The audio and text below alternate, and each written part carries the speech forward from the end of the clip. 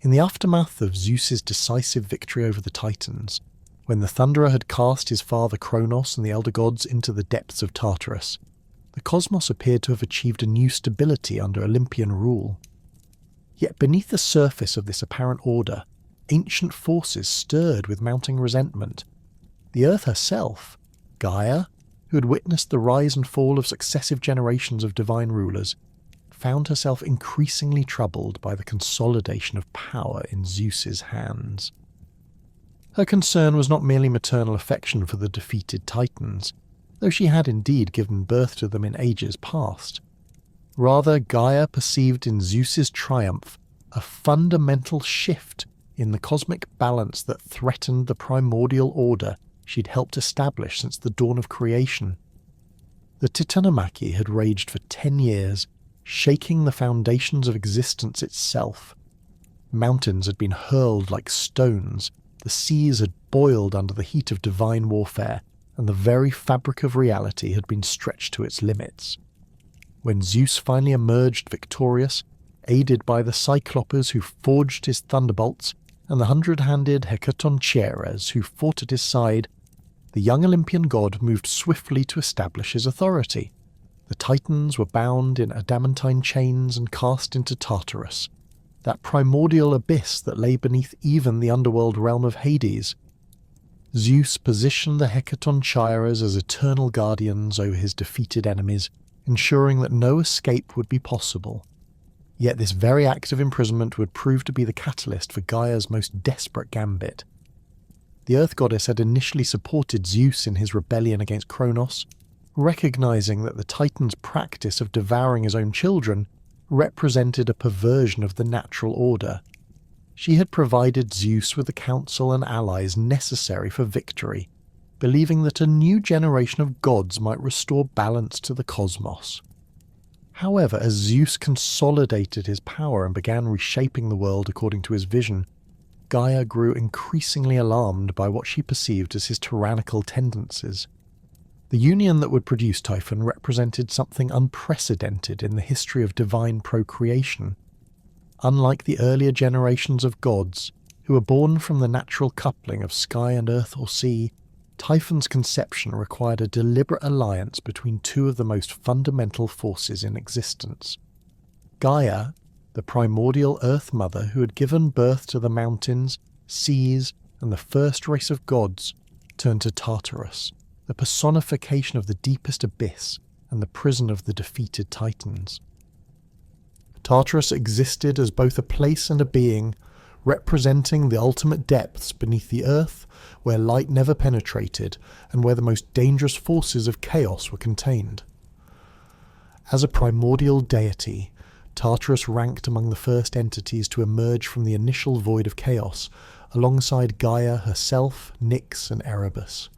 His realm served as the cosmic prison where Zeus had confined not only the Titans, but also other threats to divine order, including the monstrous offspring of earlier ages. The union between Gaia and Tartarus was not driven by passion or love, as were many divine couplings, but by a shared recognition of the threat posed by Zeus's growing dominance. Gaia provided the creative force necessary for birth and growth, while Tartarus contributed the primordial chaos and destructive potential that would be required to challenge the established order.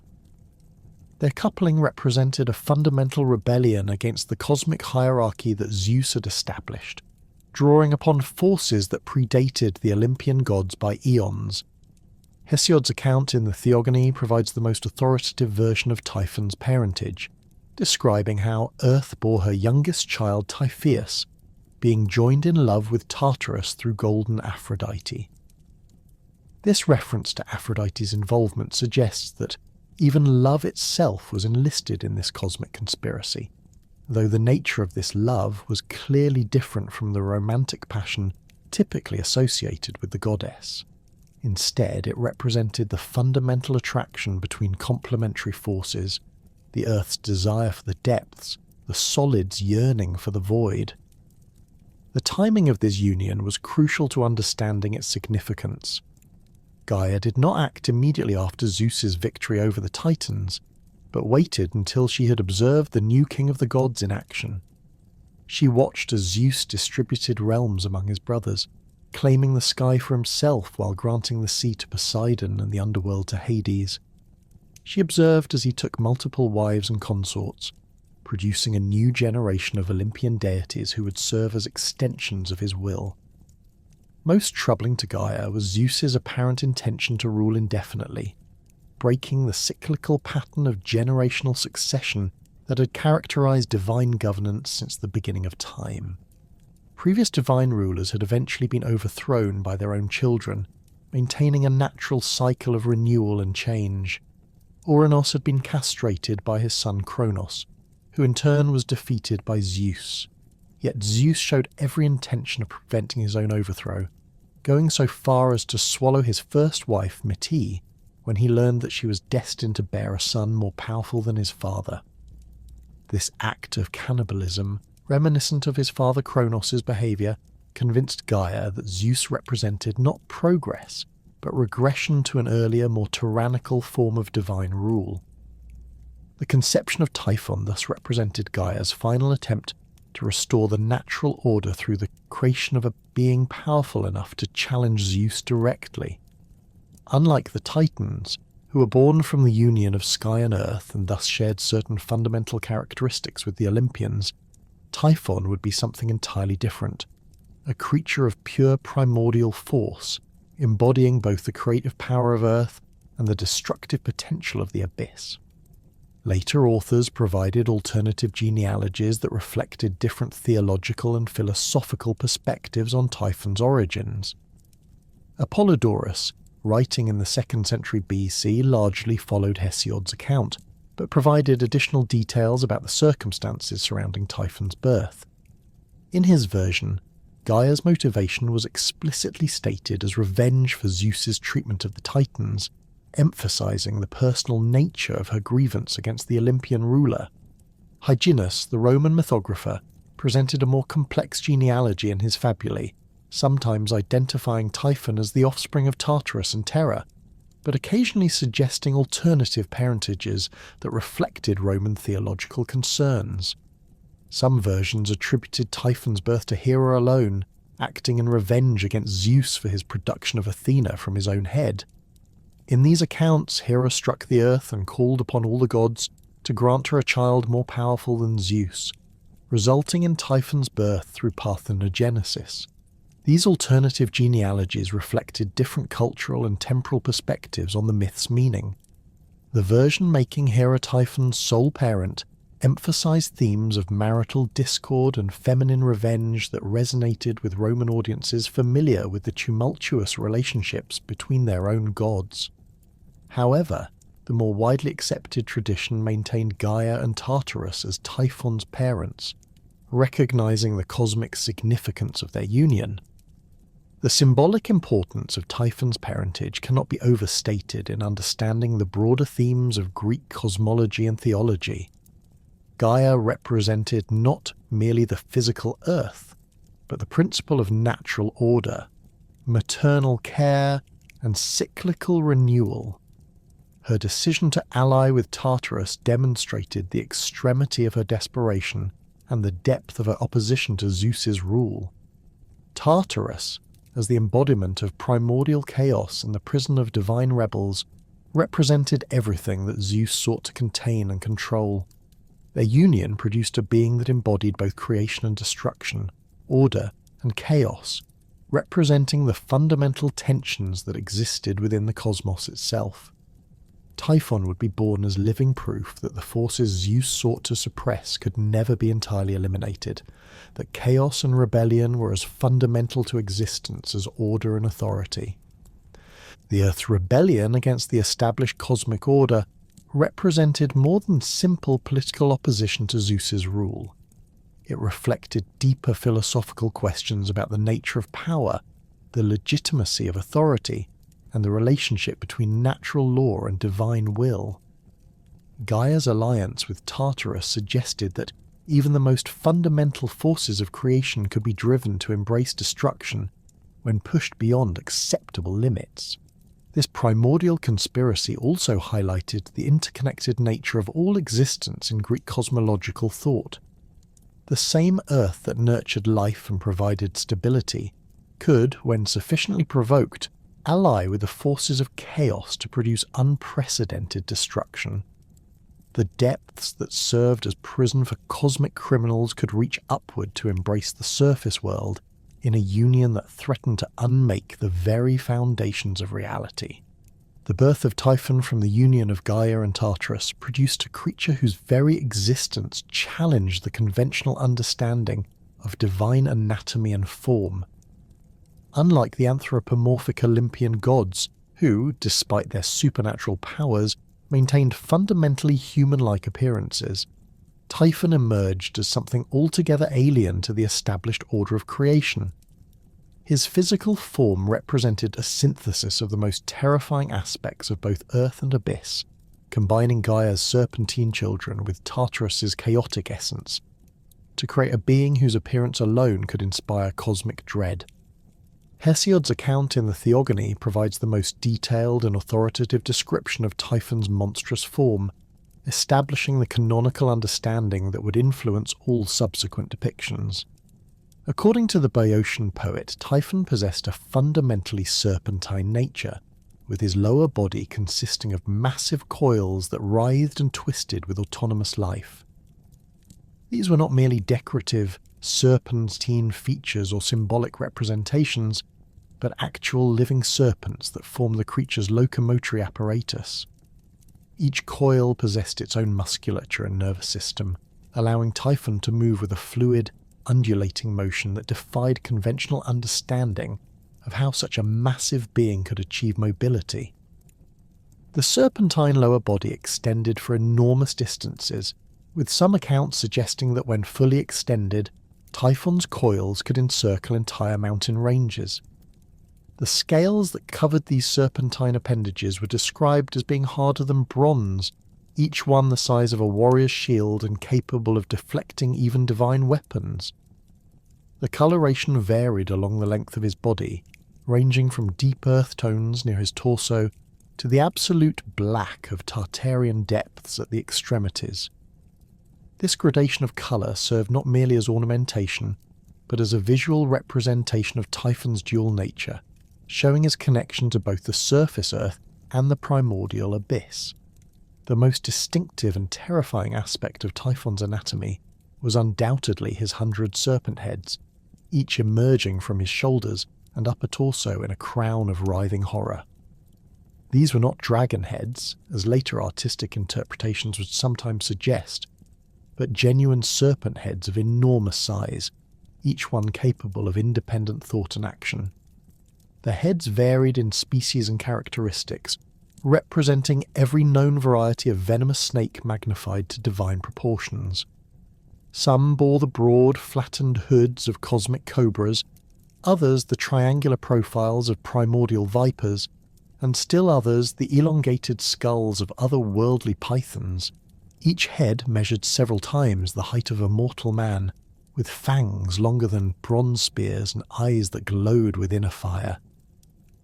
The scales on the heads possessed an iridescent quality that seemed to shift and change depending on the viewing angle, creating a hypnotic effect that could mesmerize even divine observers. The necks supporting these heads were muscular and flexible, allowing each serpent to move independently while remaining connected to Typhon's central consciousness. The arrangement of the 100 heads followed no discernible pattern, emerging from various points across Typhon's shoulders, upper arms, and chest. This asymmetrical distribution meant that no matter which direction an opponent approached from, they would face multiple sets of venomous fangs and burning eyes. The heads moved constantly, never remaining still, creating a writhing mass of serpentine motion that made it impossible to predict which direction an attack might come from. Perhaps the most unnerving aspect of Typhon's 100 heads was their vocal capabilities. Each serpent head possessed its own voice, and collectively they could produce sounds that ranged across the entire spectrum of divine and mortal communication. Some heads could speak with the refined eloquence of Olympian gods, delivering pronouncements in the formal language of divine decree. Their words carried the weight of cosmic authority, capable of shaking the foundations of mountains and causing the seas to retreat in terror. Other heads mimic the voices of various animals with perfect accuracy, reproducing not just the sounds, but the emotional content and meaning behind different creature communications. The roaring of lions, the trumpeting of elephants, the howling of wolves, and the calls of countless bird species could all emerge from different serpent mouths simultaneously. This cacophony of animal voices served both as psychological warfare and as a demonstration of Typhon's dominion over all natural creatures. The most disturbing vocal manifestation occurred when multiple heads spoke in unison, creating harmonies and discordances that had never been heard before in the cosmos. These synchronized vocalizations could produce effects that went beyond mere sound, actually altering the fabric of reality through their resonance. Mountains could be split by the proper harmonic frequency, while rivers could be made to flow backward through specific tonal combinations. Typhon's immense size defied conventional measurement, as his form seemed to exist partially outside normal spatial dimensions. When he stood at his full height, his serpentine heads brushed against the lowest clouds, while his coiled lower body covered vast stretches of terrain. Ancient sources consistently emphasized that Typhon's scale was truly cosmic, representing a threat not merely to individual gods or mortal cities, but to the structural integrity of the universe itself. The creature's arms, when fully extended, were said to span from the eastern to the western horizons. This was not merely metaphorical language, but a literal description of Typhon's reach across the known world. His shoulders were broad enough to support mountain ranges, while his chest could accommodate entire forests. The proportions of his upper body maintained a roughly humanoid configuration, though scaled up to dimensions that dwarfed even the largest titans. His hands, though maintaining a generally human shape, were equipped with claws that could rend divine flesh and tear through the bronze walls of Olympus itself. Each finger was longer than the tallest trees, with nails that gleamed like polished obsidian and could channel the destructive force of Tartarus through their touch. The palms of his hands bore strange markings that seemed to shift and change, displaying symbols that predated written language and contained power words from the earliest days of creation. The fire-breathing capabilities of Typhon's serpent heads represented one of his most formidable weapons in combat. Unlike the controlled flames produced by forge gods or the purifying fire of solar deities, the flames that emerged from Typhon's mouths carried the destructive essence of primordial chaos. These fires burned with colours that had no names, ranging from the deep crimson of spilled divine blood to the absolute black of Tartarian void. The temperature of Typhon's flames exceeded that of any earthly fire, capable of melting the bronze weapons of gods and reducing marble temples to vapour in seconds. More significantly, these fires possessed a corrupting quality that could transform whatever they touched into extensions of Typhon's will. Mountains struck by his flames would begin to move and writhe like living creatures, while seas would boil away into noxious vapours that poisoned the air for leagues around. Each serpent head could produce different types of flame, creating a diverse arsenal of incendiary weapons. Some heads breathed steady streams of liquid fire that flowed like molten rivers, while others expelled explosive bursts that could level entire cities. Certain heads produced flames that burned cold rather than hot, freezing their targets solid before shattering them into countless fragments. The venomous nature of Typhon's serpentine appendages added another layer of lethality to his already formidable arsenal. The venom produced by his 100 heads was not merely toxic, but actively corrosive to the fundamental forces that held reality together. A single drop could poison an entire river system, while larger quantities could corrupt the very earth itself, turning fertile soil into barren wasteland that would remain lifeless for generations. The venom possessed different properties depending on which head produced it, reflecting the diverse serpentine species that Typhon embodied. Some varieties attacked the nervous system, causing paralysis and eventual death through respiratory failure. Others dissolved flesh and bone, reducing victims to puddles of contaminated liquid. The most dangerous venoms attacked the soul itself, severing the connection between consciousness and divine essence that allowed immortal beings to maintain their existence. Typhon's ability to inject this venom through his fangs made close combat with him virtually impossible for most opponents. Even glancing contact with his serpentine heads could result in fatal poisoning, while direct bites could kill even powerful gods within moments. The venom could also be expelled as a fine mist from certain heads, creating toxic clouds that drifted across battlefields and contaminated everything they touched. The creature's serpentine lower body served as more than mere locomotion, functioning as a complex system of additional weapons and sensory organs. Each coil could constrict with sufficient force to crush mountains, while the scales provided both protection and offensive capability. The tail sections could strike with the speed of lightning, delivering impacts that registered on seismic scales and created new geographical features through their force. The undulating motion of Typhon's serpentine body created its own form of psychological warfare, as the constant writhing and coiling motion was hypnotic and disorienting to observers. Enemies found it difficult to maintain their focus when confronted with the endless fluid movement of his lower body, often becoming dizzy or nauseous from attempting to track his position. The integration of all these physical attributes created a being whose very existence challenged the established order of divine hierarchy. Typhon's form represented chaos given flesh, a living embodiment of the primordial forces that the Olympian gods sought to contain and control. His appearance alone was sufficient to inspire terror in both mortals and immortals, as it demonstrated that the fundamental assumptions about divine nature and cosmic order were not as secure as they appeared.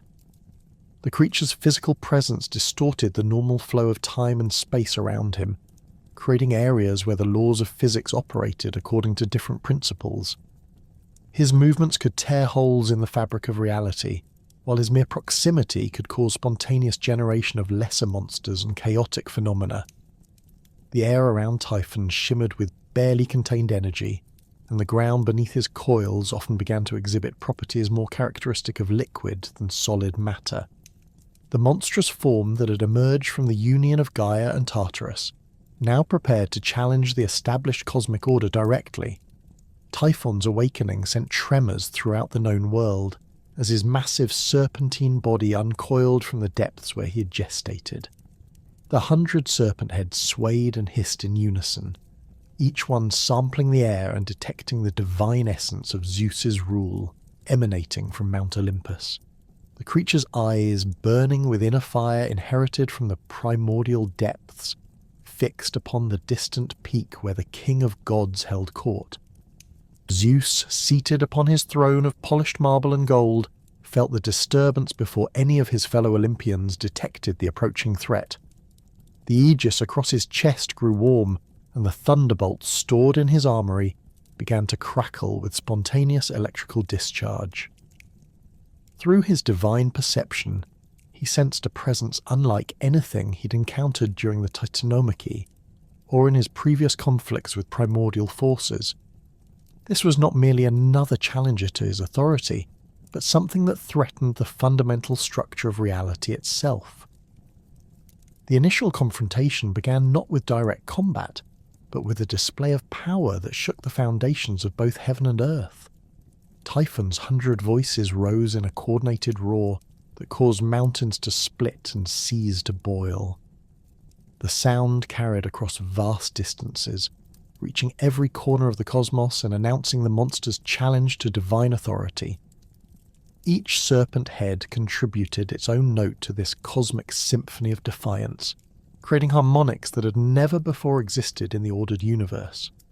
Zeus responded by gathering storm clouds around Mount Olympus, drawing electrical energy from across the Mediterranean world to fuel his counterattack. the sky darkened as thunderheads massed overhead, pregnant with divine lightning that flickered and danced between the peaks. The other Olympian gods retreated to the safety of their palaces, recognizing that the coming battle would exceed anything they had previously witnessed in scope and destructive potential. When Typhon finally approached within striking distance of Olympus, his full size became apparent to the divine observers. His serpentine coils stretched across multiple mountain ranges, while his 100 heads rose to challenge the clouds themselves. Each head moved independently, some breathing streams of primordial fire, while others tested the air with forked tongues longer than shipmasts. The creature's presence warped the local environment, causing flowers to wither, springs to run backward, and the very stones of Olympus to groan under an invisible pressure. Zeus descended from his throne and took position at the edge of Olympus's highest peak, his form radiating the accumulated power of his divine authority. The aegis blazed across his chest, while his right hand grasped a thunderbolt forged by the Cyclops specifically for this confrontation. The weapon hummed with barely contained energy, its bronze surface etched with patterns that seemed to move and shift in the flickering light. The first exchange of attacks came simultaneously from both combatants. Zeus hurled his thunderbolt with the full force of his divine strength, aiming for the cluster of serpent heads at Typhon's centre. The weapon streaked through the air, trailing white-hot plasma, its passage creating a temporary rent in the fabric of space itself. Typhon responded by breathing streams of chaos fire from multiple heads, the flames meeting Zeus's thunderbolt in midair and creating an explosion that vaporized several mountain peaks and sent shockwaves rippling across 3 continents. The collision of divine lightning and primordial fire produced effects that defied conventional understanding of natural phenomena. Where the energies met, reality itself seemed to buckle and twist, creating pockets of space where time moved at different rates and physical laws operated according to alien principles. The air shimmered with residual power, and strange new forms of matter condensed from the energy discharge, before dissolving back into component atoms. Zeus immediately summoned another thunderbolt, this one larger and more complex than the first. The Cyclops had crafted it with multiple prongs and embedded crystals that could channel different types of electrical energy. He launched this weapon in a high arc, intending to strike Typhon from above where fewer serpent heads could intercept it.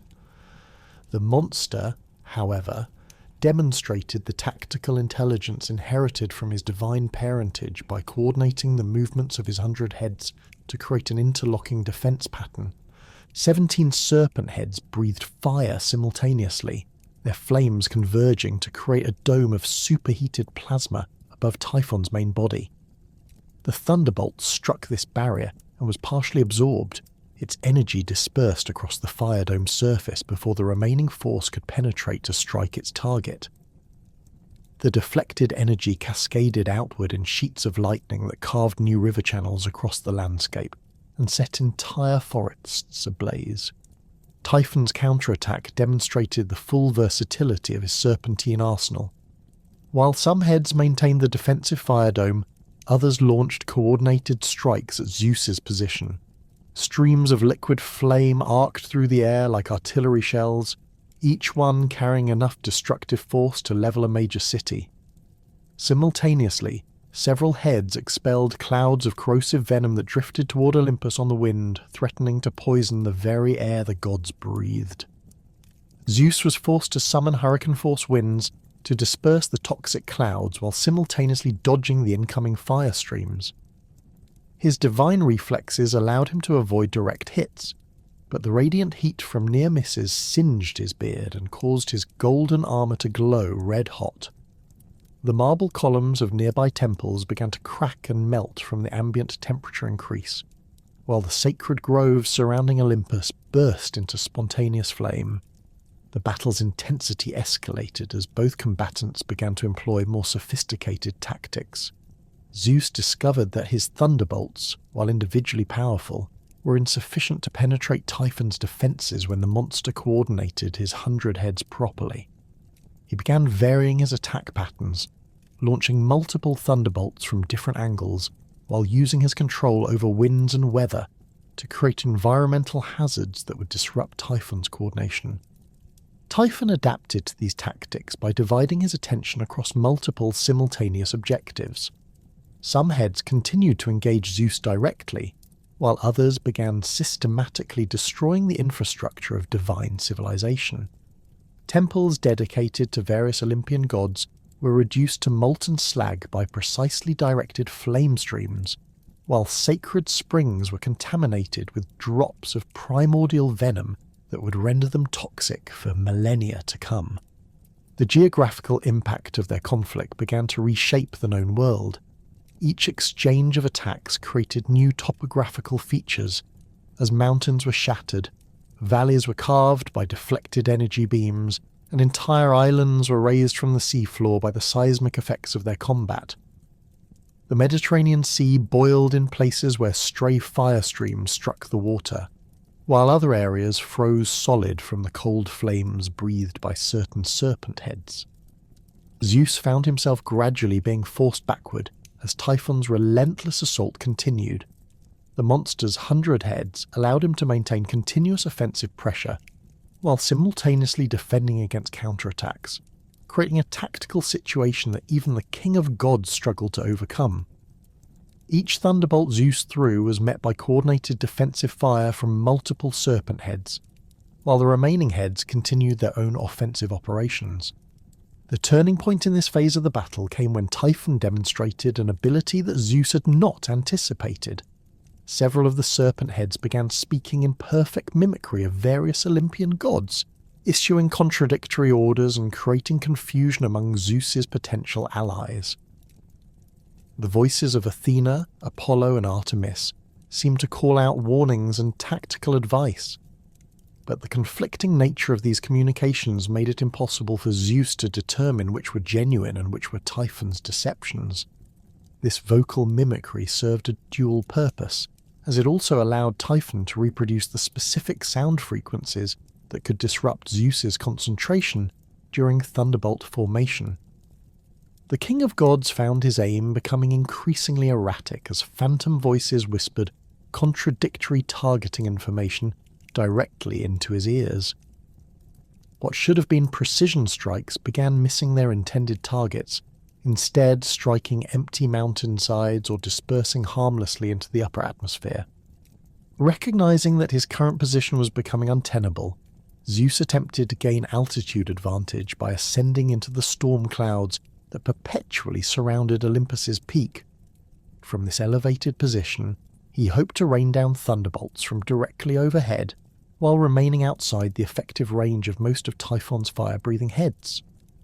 The strategy initially showed promise, as several successful strikes penetrated the monster's defences and scorched sections of his serpentine body.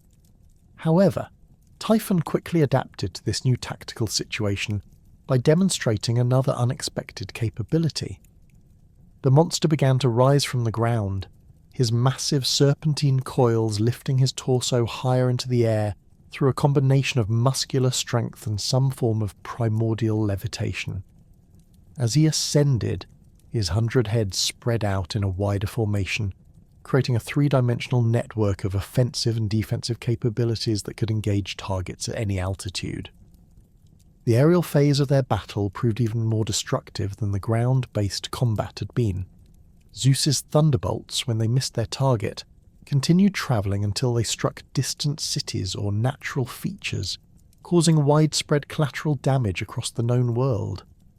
Typhon's fire streams, launched from his elevated position, rained down on the landscape like a meteor shower of liquid flame, creating thousands of new craters and igniting fires that would burn for months. As the combat continued, both participants began to show signs of the tremendous energy expenditure required to maintain such intense conflict. Zeus's thunderbolt production slowed slightly as he drew upon reserves of electrical energy that had taken centuries to accumulate. Typhon's fire breathing became less coordinated as individual serpent heads began to operate with increasing independence, some focusing on offense, while others seemed to be conserving energy for defensive purposes. It was during this phase of mutual exhaustion that Typhon achieved his most significant tactical success. Recognizing that Zeus's thunderbolt production was becoming predictable in its timing, the monster coordinated a complex multi-stage attack that would exploit the brief vulnerability window that occurred during the weapon formation process. As Zeus began gathering electrical energy for what would have been his most powerful thunderbolt yet, Typhon struck with unprecedented precision and coordination. 43 serpent heads breathed fire simultaneously, their flames converging not on Zeus's current position, but on the space he would occupy when he completed his thunderbolt formation. The king of gods found himself trapped within a cage of intersecting fire streams that made evasive movement impossible without abandoning his weapon crafting process. Simultaneously, the remaining 57 heads launched a coordinated physical attack, their elongated necks stretching across the intervening distance to strike at Zeus with fangs dripping primordial venom. Zeus was forced to release his partially formed thunderbolt prematurely, the weapon exploding in his grasp and sending uncontrolled electrical energy coursing through his divine forepaw. The feedback from this premature detonation temporarily disrupted his nervous system, causing his flight capabilities to falter just as Typhon's physical attack reached its target. Multiple serpent heads struck simultaneously, their fangs penetrating the gaps in Zeus's golden armor and injecting massive quantities of chaos venom directly into his divine bloodstream. The venom's effects were immediate and catastrophic. Unlike mortal poisons that attack specific biological systems, Typhon's venom targeted the fundamental divine essence that maintained Zeus's immortal existence. The king of gods felt his connection to the cosmic forces that sustained his power beginning to weaken as the chaos toxin spread through his system. His ability to generate thunderbolts faltered, while his control over weather and atmospheric phenomena became erratic and unpredictable. Recognizing his advantage, Typhon pressed his attack with renewed vigor, his serpentine coils wrapped around Zeus's weakened form, constricting with enough force to crack the divine bones beneath his golden armor. The 100 heads struck repeatedly, injecting additional venom while simultaneously breathing fire at point-blank range. Zeus's cries of pain and rage echoed across the heavens, causing avalanches in distant mountain ranges and tsunamis in far-off seas. The decisive moment came when Typhon's largest serpent head, positioned at the center of his crown of writhing necks, managed to grasp Zeus's right arm in its massive jaws. With a coordinated effort that utilized the strength of his entire serpentine body, Typhon began to systematically sever the tendons and sinews that connected Zeus's limbs to his torso. The process was neither quick nor merciful, as each severed connection sent waves of agony through the king of gods while simultaneously diminishing his divine power. Zeus's thunderbolts, deprived of the properly functioning neural pathways necessary for their formation, began to discharge randomly from his body in uncontrolled bursts. These wild electrical emissions struck both combatants indiscriminately, but while Zeus suffered additional damage from his own misfiring weapons, Typhon's serpentine hide proved resistant to the chaotic energy discharges. The monster continued his methodical dismemberment, severing first the sinews of Zeus's arms, then those of his legs, until the once mighty king of gods hung limp and powerless within his coils. With Zeus effectively paralyzed, Typhon faced the question of how to ensure his victory remained permanent. Simply killing the king of gods might trigger unknown succession mechanisms that could elevate another Olympian to supreme power. Instead, the monster chose a more strategic approach, gathering the severed sinews that contained much of Zeus's divine strength and preparing to hide them where they could never be recovered. The location Typhon selected for this crucial task was the Corycian Cave in Cilicia, a deep limestone cavern system that extended far into the earth and connected to underwater passages that led ultimately to Tartarus itself. The cave's strategic importance lay not only in its hidden location, but in its connection to the primordial forces that had given birth to Typhon himself.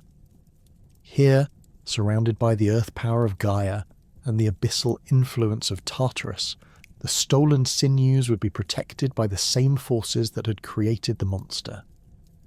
To guard this precious cache, Typhon assigned one of his most trusted servants, the dragon Delphian. This creature, whose name meant womb in the ancient tongue, possessed both the intelligence necessary to understand the importance of her task and the physical capabilities required to defend against potential rescue attempts.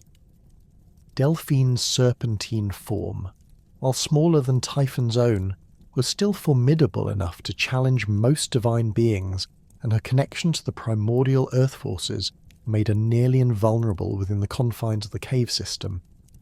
The news of Zeus's catastrophic defeat spread through the divine realms with unprecedented speed, carried by the tremors that shook Mount Olympus as Typhon's victory roars echoed across the cosmos.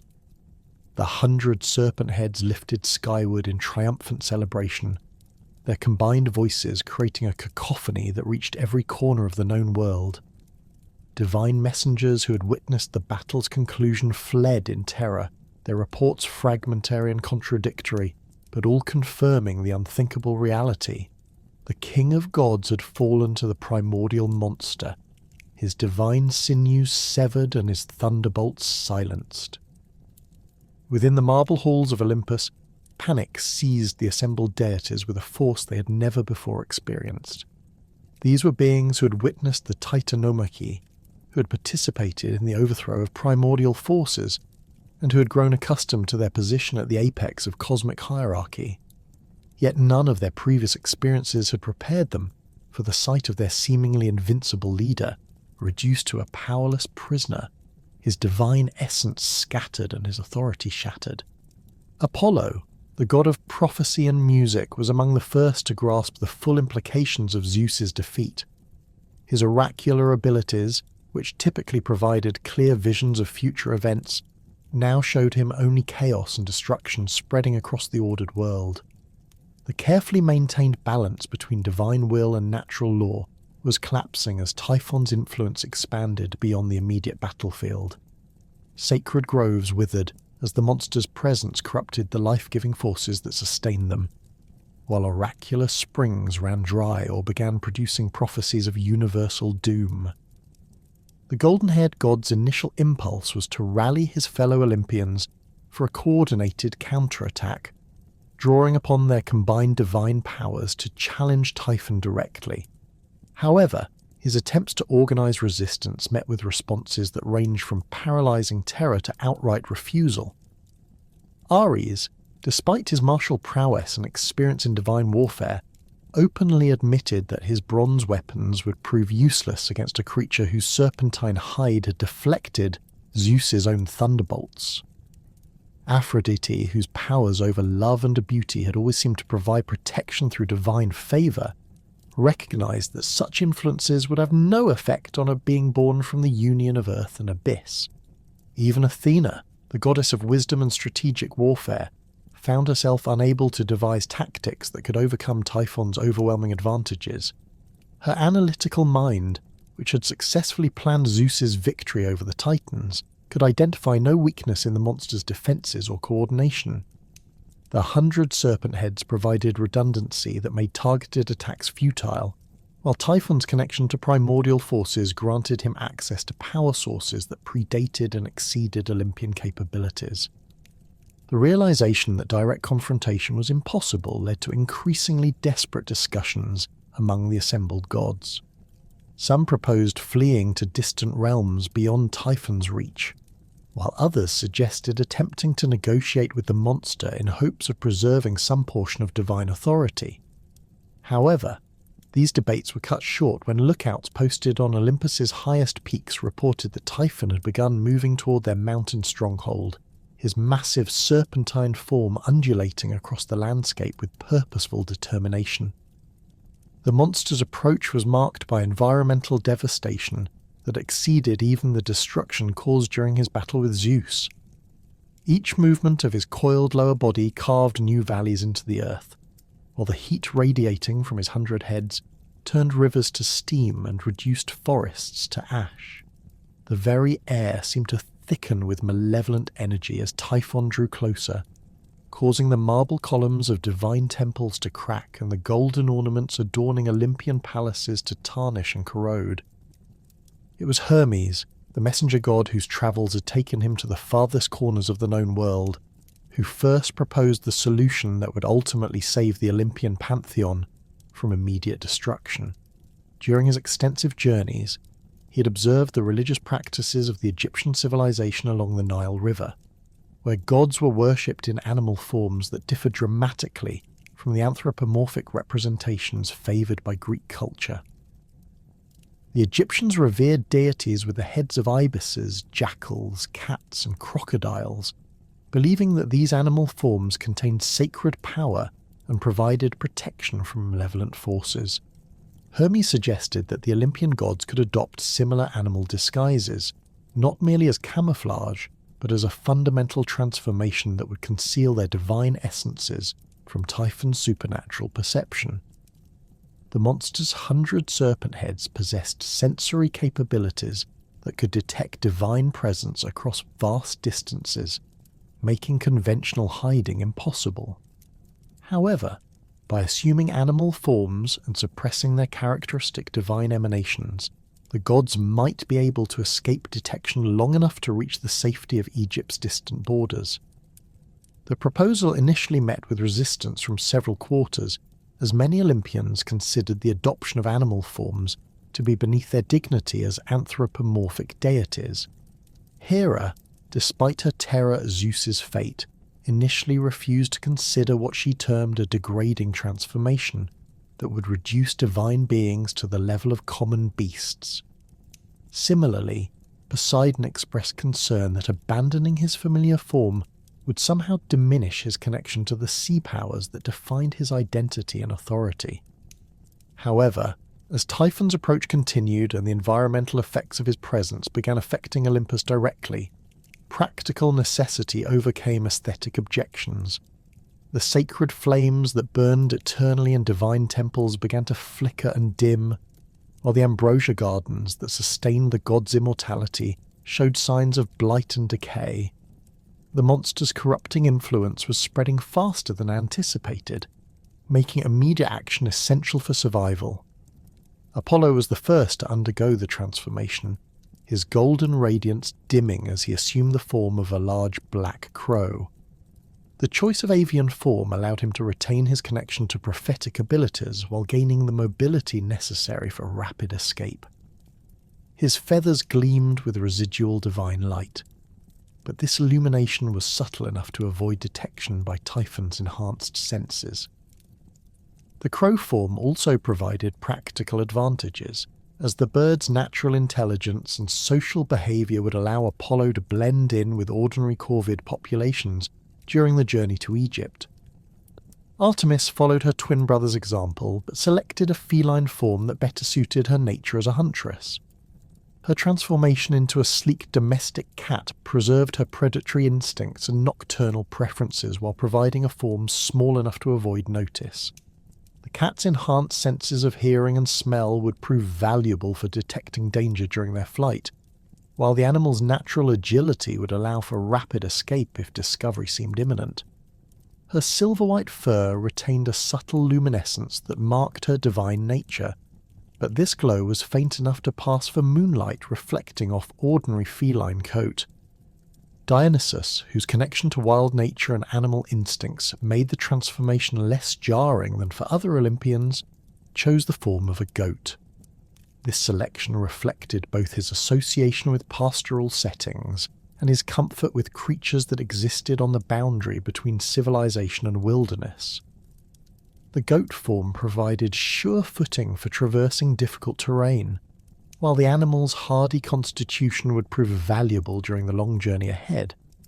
His horns retained traces of the vine crown that typically adorned his divine form, but these appeared as natural horn ridges rather than obvious divine attributes. Aphrodite's transformation proved more challenging as her essence was so fundamentally tied to beauty and attraction that finding a suitable animal form required careful consideration.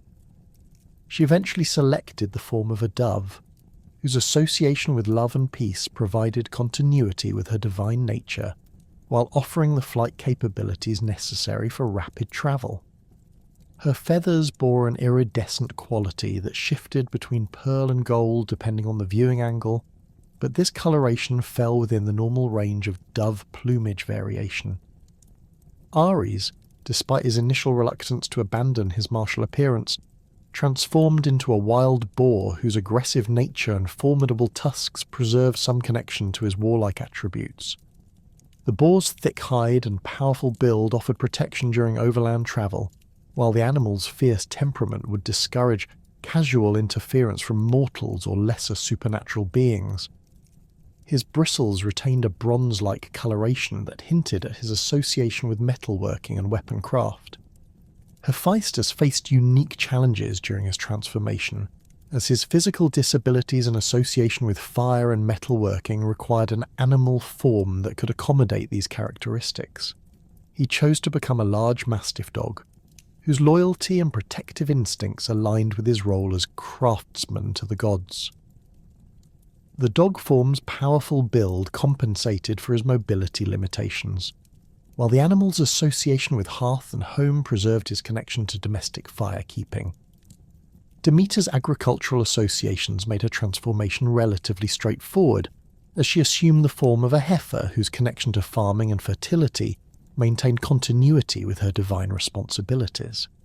The cow form provided the strength necessary for long-distance travel while preserving her maternal instincts and connection to earth-based powers. Her coat displayed the golden colour of ripe wheat, creating a subtle link to her role as grain goddess.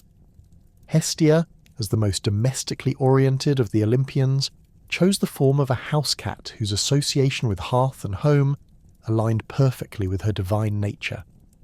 The feline form's nocturnal habits would provide cover for nighttime travel, while the cat's territorial instincts preserved her connection to domestic spaces and family protection.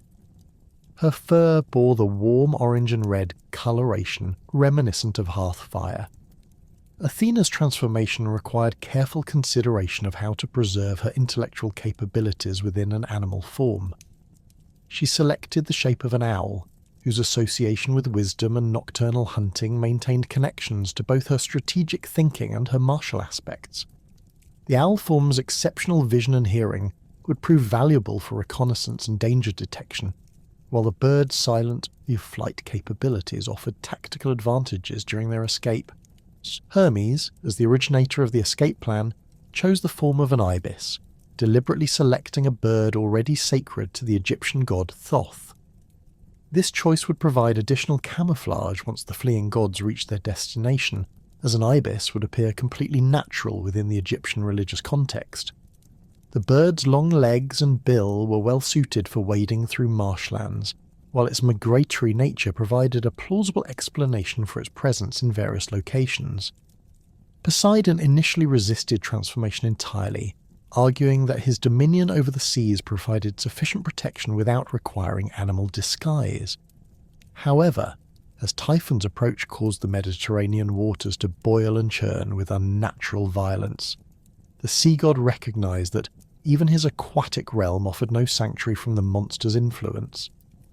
He reluctantly assumed the form of a large tuna, whose streamlined body and powerful swimming capabilities would allow rapid, underwater travel while maintaining his connection to marine environments.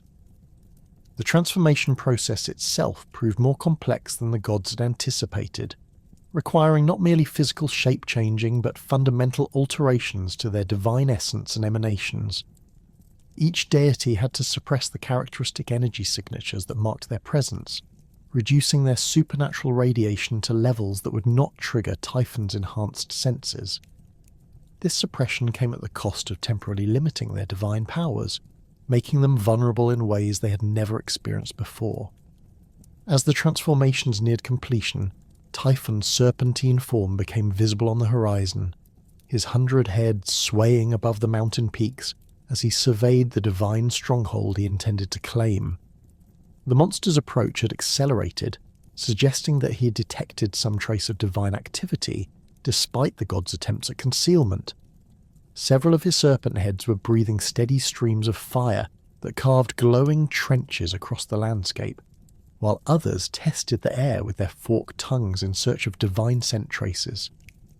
The fleeing gods launched themselves from Olympus's peaks in their various animal forms, each taking a different route to avoid presenting a concentrated target for Typhon's attention. The aerial contingent, consisting of Apollo's crow, Artemis's cat form carried by Hermes' ibis, Aphrodite's dove, and Athena's owl, spread out across the sky in patterns that mimicked natural bird migration. The terrestrial group, including Dionysus's goat, Ares's boar, Hephaestus's mastiff, Demeter's heifer, and Hestia's house cat, scattered across multiple overland routes that would converge on Egypt through different approaches. Poseidon's underwater route took him through the increasingly turbulent Mediterranean, where Typhon's influence was causing unprecedented disturbances in marine ecosystems. Schools of fish fled in panic from areas where the sea temperature had risen beyond survivable levels, while underwater volcanic vents opened spontaneously in response to the monster's proximity. The sea god's tuna form allowed him to navigate these hazardous conditions, but the journey required constant vigilance to avoid the worst effects of the aquatic chaos. The exodus from Olympus marked the first time in the established cosmic order that the ruling pantheon had been forced to abandon their seats of power through fear rather than choice. The marble temples and golden palaces stood empty as Typhon's massive form finally reached the mountain's base, his 100 heads rising to survey the abandoned divine stronghold with a mixture of triumph and disappointment at finding no remaining opponents to challenge. The rescue of Zeus from the Carycian cave required a combination of divine cunning and mortal courage that would become legendary throughout the ancient world. While the Olympian gods remained hidden in their animal forms, across the Egyptian territories, Hermes had maintained contact with certain loyal allies who possessed both the skills and motivation necessary to attempt such a perilous mission. The messenger god's extensive travels had brought him into contact with numerous heroes and minor deities whose abilities, while individually insufficient to challenge Typhon directly, could prove decisive when properly coordinated. Egipan, the goat-footed companion of Pan, whose connection to wild nature made him particularly suited for stealth operations in mountainous terrain, volunteered to lead the infiltration of Delphine's cave stronghold. His Caprine lower body provided exceptional climbing abilities on the limestone cliffs surrounding the cavern entrance, while his divine heritage granted him resistance to the corrupting influences that emanated from Typhon's presence. More importantly, Egipan's association with pastoral music gave him access to sonic techniques that could potentially neutralize the Dragon Guardian's supernatural alertness. The approach to the Carycian cave required careful timing to avoid detection by Typhon's 100 serpent heads, which maintained constant surveillance of the surrounding territory through their enhanced sensory capabilities. Egipan waited for a period when the monster's attention was focused on establishing his dominion over the abandoned Olympian stronghold, systematically destroying temples and palaces that had served as symbols of Zeus's authority. The sound of collapsing marble columns and melting golden ornaments provided acoustic cover for the infiltration team's movements. Delphine's guardianship of Zeus's severed sinews had transformed the cave system into a supernatural fortress whose defences extended far beyond mere physical barriers. The dragon's presence had awakened dormant earth spirits that dwelt within the limestone formations, creating a network of stone sentinels that could detect intruders through vibrations transmitted through the cave floor. Additionally, Delphine had poisoned the underground streams that flowed through the cavern complex, ensuring that the toxic waters would incapacitate any unauthorized visitors who attempted to use the waterways for infiltration. The dragon herself had grown larger and more formidable since accepting guardianship of the divine sinews, her serpentine body now measuring over 60 feet in length and possessing scales that had hardened to near adamantine strength through prolonged exposure to Zeus's divine essence. Her eyes glowed with stolen lightning fire, while her fangs dripped with venom that combined her natural toxins with corrupted fragments of thunderbolt energy. Most dangerously, Delphine had learned to mimic Zeus's own voice through her consumption of small portions of his divine sinews, allowing her to create false distress calls that could lure potential rescuers into carefully prepared ambushes. Aegipan's strategy relied upon exploiting Delphine's serpentine nature through the use of specific musical frequencies that could induce temporary paralysis in reptilian nervous systems. His panpipes, crafted from reeds that had grown beside sacred springs, possessed the ability to produce sounds that operated on multiple dimensional levels simultaneously. While mortal ears heard only pleasant pastoral melodies, supernatural creatures experienced these tones as direct interference with their essential life forces. The infiltration began during the darkest phase of the new moon, when Typhon's attention was focused on a massive construction project involving the reshaping of Mount Olympus into a fortress more suited to his serpentine anatomy. The monster's 100 heads worked in coordination to melt and reform the marble structures, creating spiral ramps and circular chambers that accommodated his coiled body while providing optimal defensive positions against potential counterattacks. Aegipan descended into the cave system through a secondary entrance known only to local shepherds, whose flocks had traditionally sheltered in the outer chambers during severe weather. The narrow passage required him to navigate through sections where the limestone walls had been worn smooth by centuries of underground water flow, creating surfaces too slippery for normal climbing techniques. His goat hooves, however, possessed specialized keratin ridges that could grip even the most polished stone surfaces.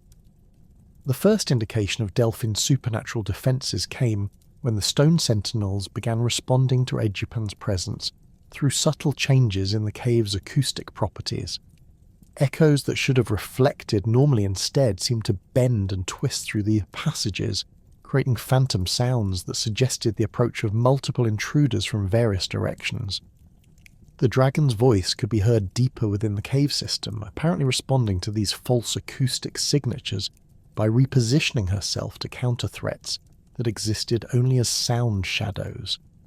Aegipan used this confusion to his advantage, employing his panpipes to create additional phantom echoes that drew Delphine's attention away from the passages leading to Zeus's actual prison chamber.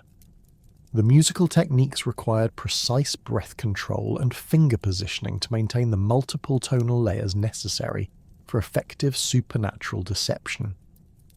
Each note had to be calculated not only for its immediate acoustic effect, but for how it would interact with the cave's natural resonance patterns to create the desired phantom signatures.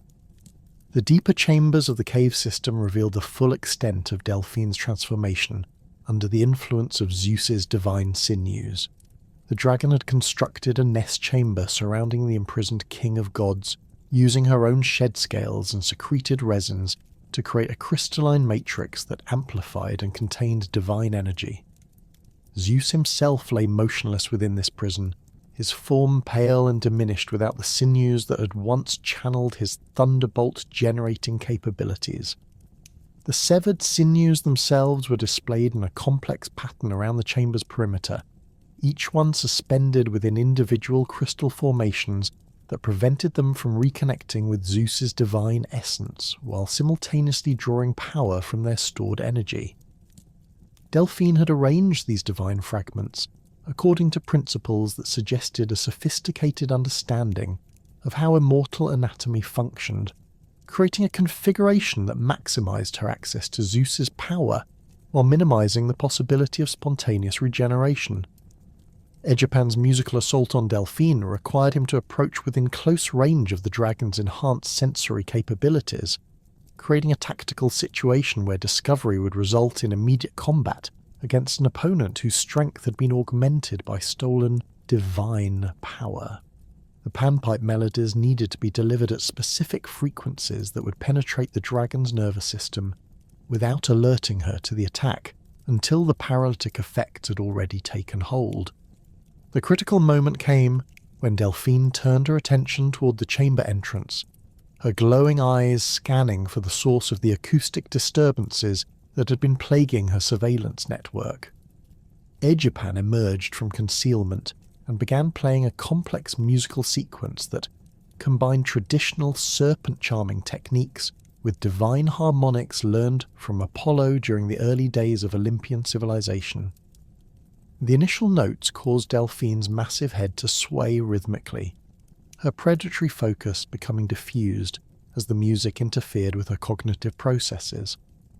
The dragon's resistance to the musical paralysis proved stronger than Egipan had anticipated, requiring him to maintain the performance far longer than originally planned, while gradually increasing the intensity of the supernatural frequencies.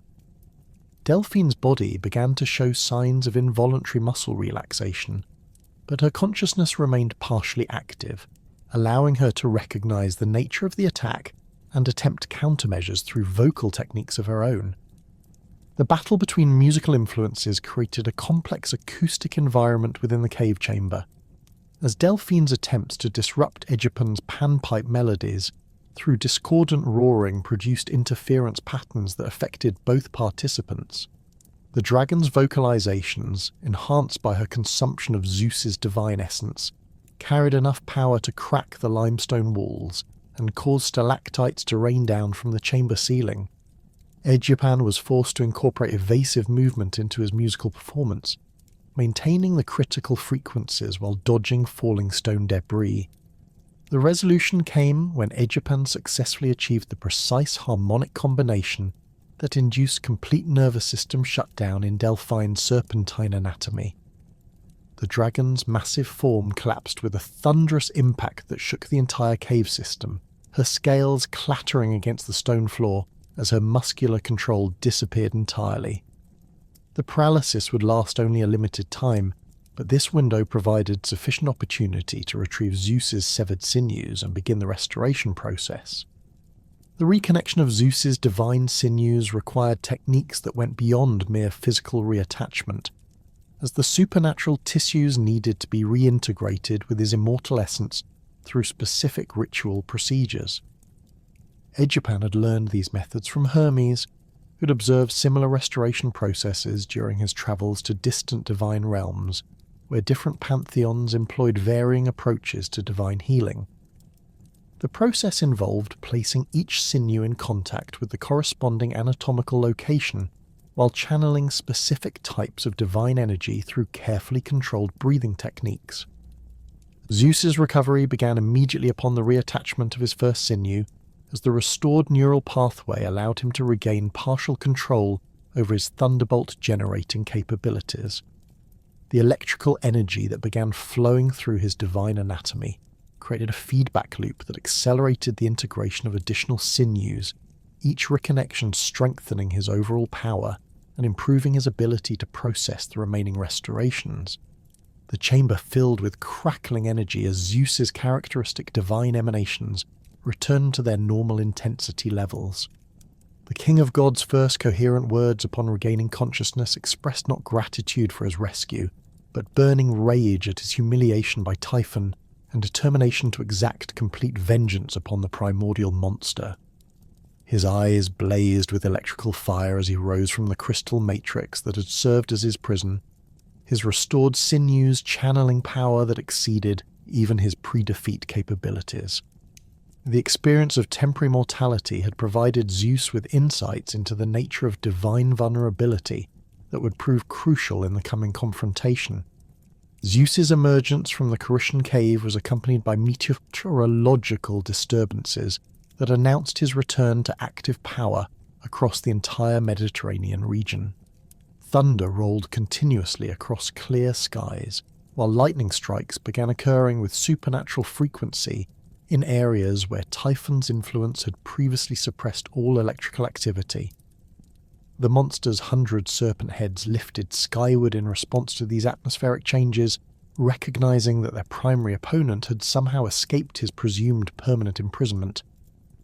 The renewed conflict began not with direct confrontation, but with a systematic campaign by Zeus to undermine Typhon's position through strategic manipulation of the monster's overconfidence.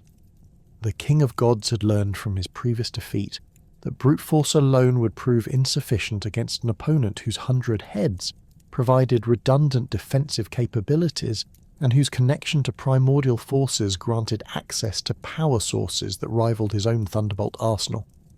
Zeus's new strategy involved the recruitment of allies whose unique capabilities could exploit specific weaknesses in Typhon's defences that had not been apparent during their initial battle.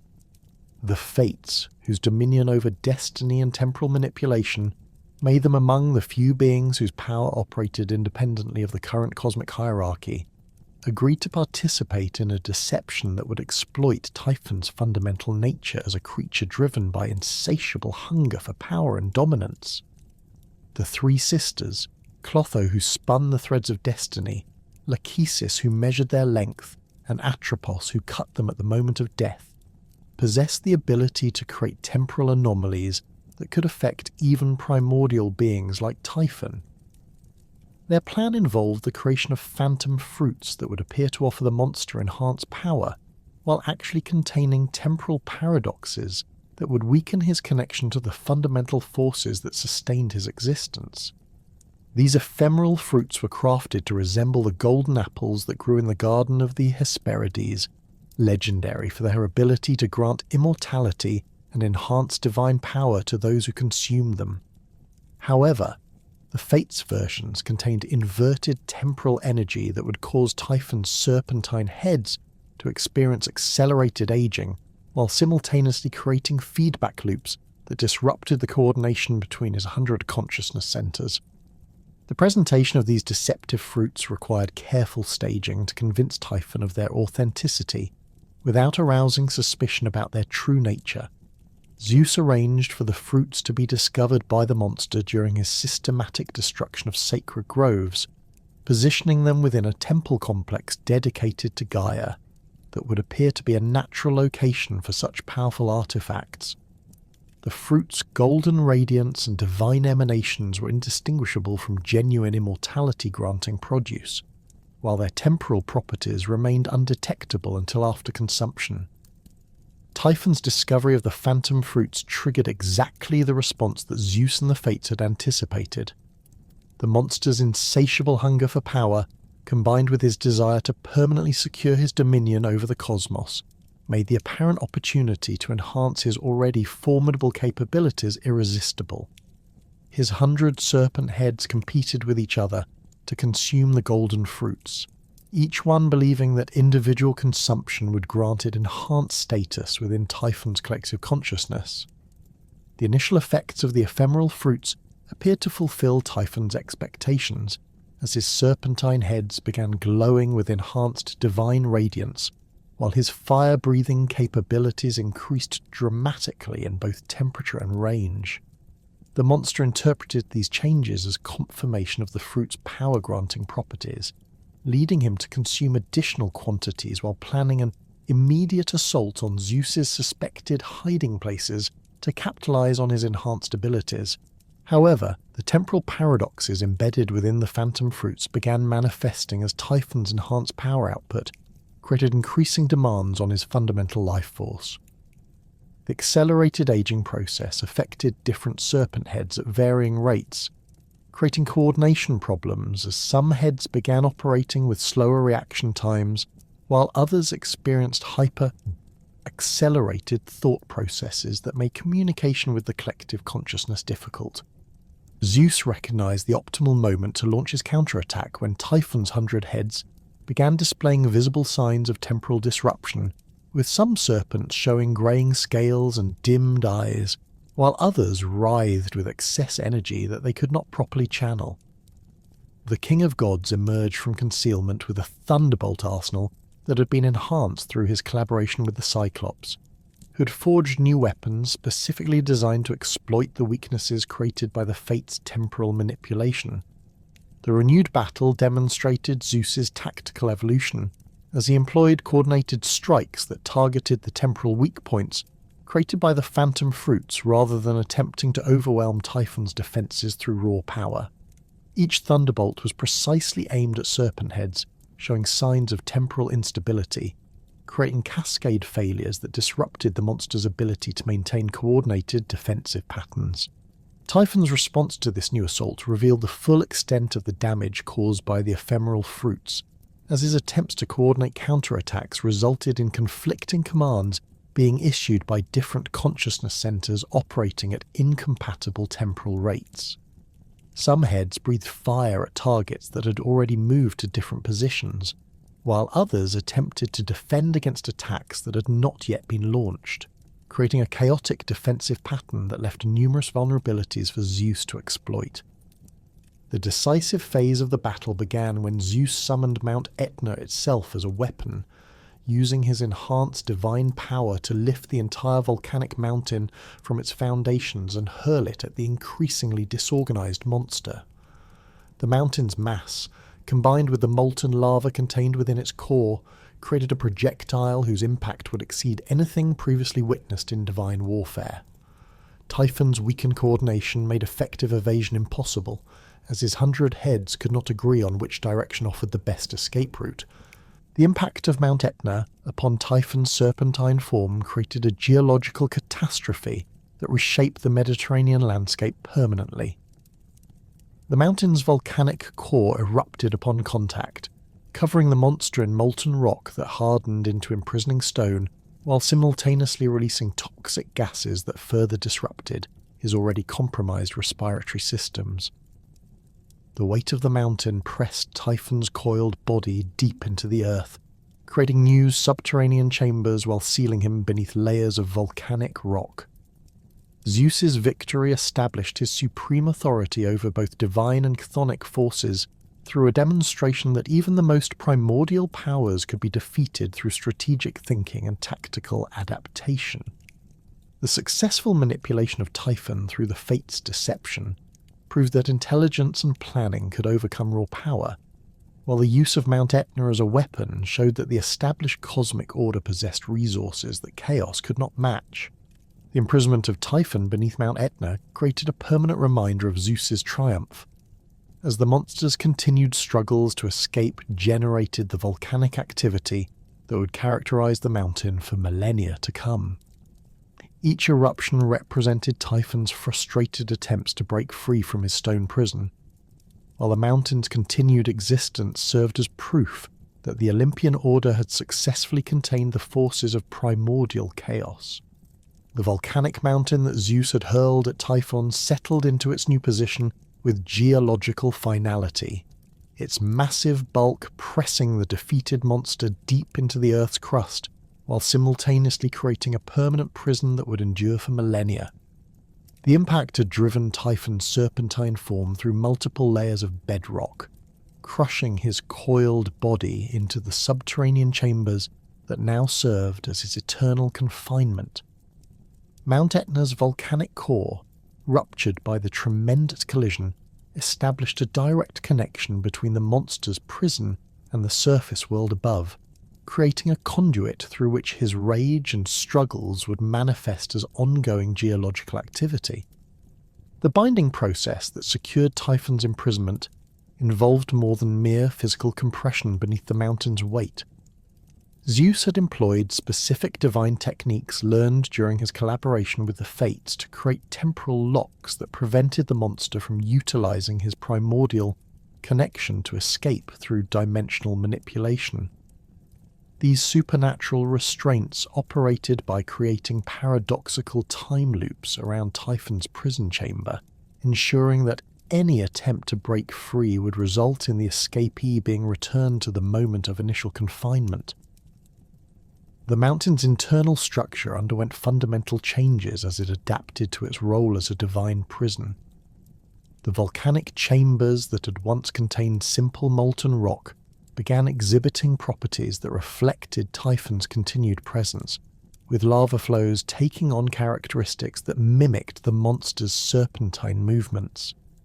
The magma itself became infused with traces of Typhon's essence, causing it to glow with colours that had never been seen in ordinary volcanic activity, and to emit sounds that resembled the distant roaring of the 100 serpent heads.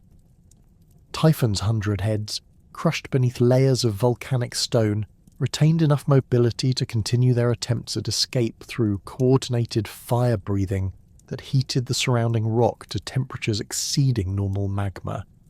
These concentrated thermal attacks created pockets of superheated material that would periodically break through to the surface, producing the explosive eruptions that would become Mount Etna's defining characteristic.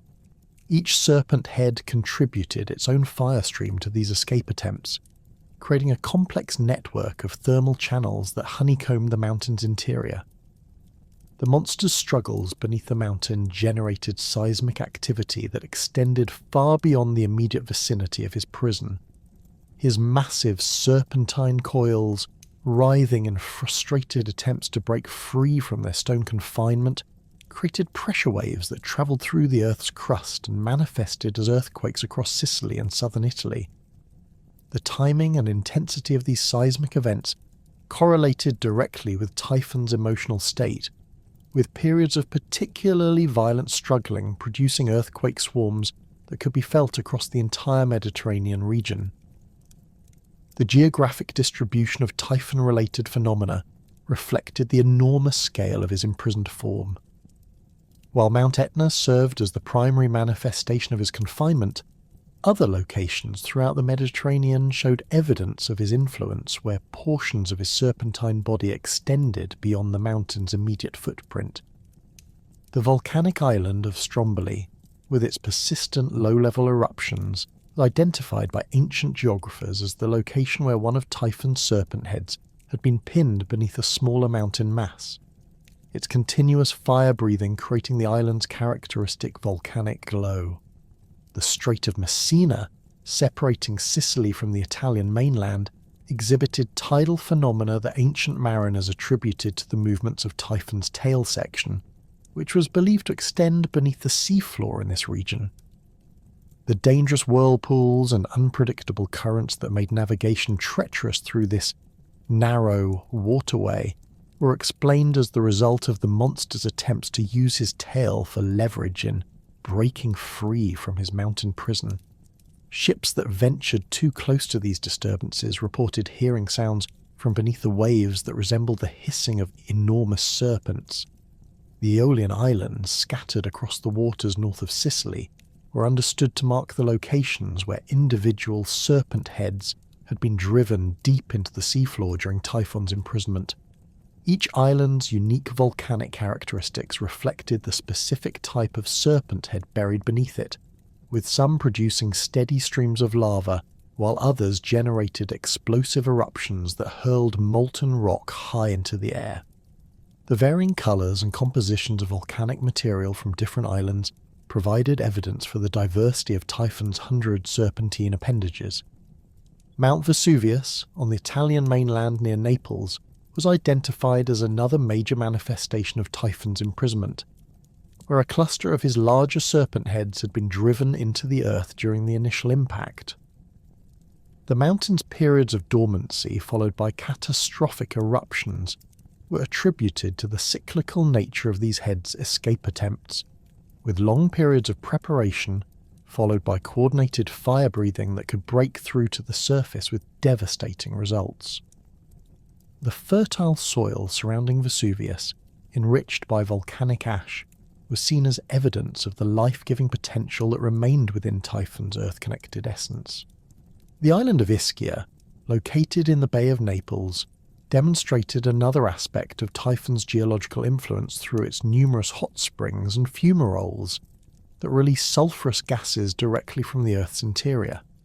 These thermal features were understood to result from the breath of smaller serpent heads that remained conscious and active despite their burial beneath layers of rock. The medicinal properties attributed to these hot springs reflected the belief that, even in imprisonment, Typhon's primordial essence retained connections to the fundamental forces that governed life and health. Typhon's influence extended beyond simple volcanic and seismic activity to encompass broader patterns of geological instability throughout the Mediterranean region. The formation of new islands through underwater volcanic activity was attributed to his attempts to create escape routes by building up material from the seafloor. Conversely, the sudden disappearance of small islands through subsidence was explained as the result of his creating new chambers beneath the earth, where he could extend portions of his coiled body. The seasonal patterns observed in Typhon's geological manifestations reflected the monster's continued awareness of cosmic cycles despite his imprisonment. Volcanic activity tended to increase during certain times of the year, particularly during periods when astronomical alignments recreated conditions similar to those present at the time of his birth. These cyclical intensifications suggested that Typhon retained some connection to the celestial forces that had influenced his creation, and that he attempted to draw upon these cosmic energies to enhance his escape efforts. The chemical composition of volcanic materials produced by Typhon-influenced eruptions differed significantly from ordinary magma, containing trace elements that did not occur naturally in normal geological processes. These exotic materials included crystalline formations that exhibited properties similar to divine metals, suggesting that Typhon's divine essence was being gradually incorporated into the volcanic output through his prolonged confinement. Mortals who possessed weapons or tools crafted from these supernatural volcanic materials reported enhanced capabilities that approached divine levels. The acoustic phenomena associated with Typhon's imprisonment provided additional evidence of his continued consciousness and activity beneath Mount Etna. Residents of Sicily reported hearing sounds from deep within the earth that resembled the roaring and hissing of enormous serpents, particularly during periods preceding major eruptions. These subterranean vocalizations followed patterns that suggested communication attempts between different serpent heads, as if Typhon was coordinating his escape efforts through acoustic signals transmitted through the rock. The psychological impact of Typhon's imprisonment on nearby human populations created cultural and religious responses that acknowledged the ongoing presence of the primordial monster beneath their feet. Sicilian communities developed ritual practices designed to appease Typhon's rage and minimize the destructive effects of his struggles, offering sacrifices at volcanic vents and maintaining sacred groves near areas of high seismic activity. These religious observances reflected the understanding that while Typhon was imprisoned, he remained conscious and capable of influencing the world above his prison. The symbolic significance of Typhon's eternal confinement beneath Mount Etna extended far beyond its immediate geological effects to represent the permanent subjugation of chaotic forces by the established cosmic order.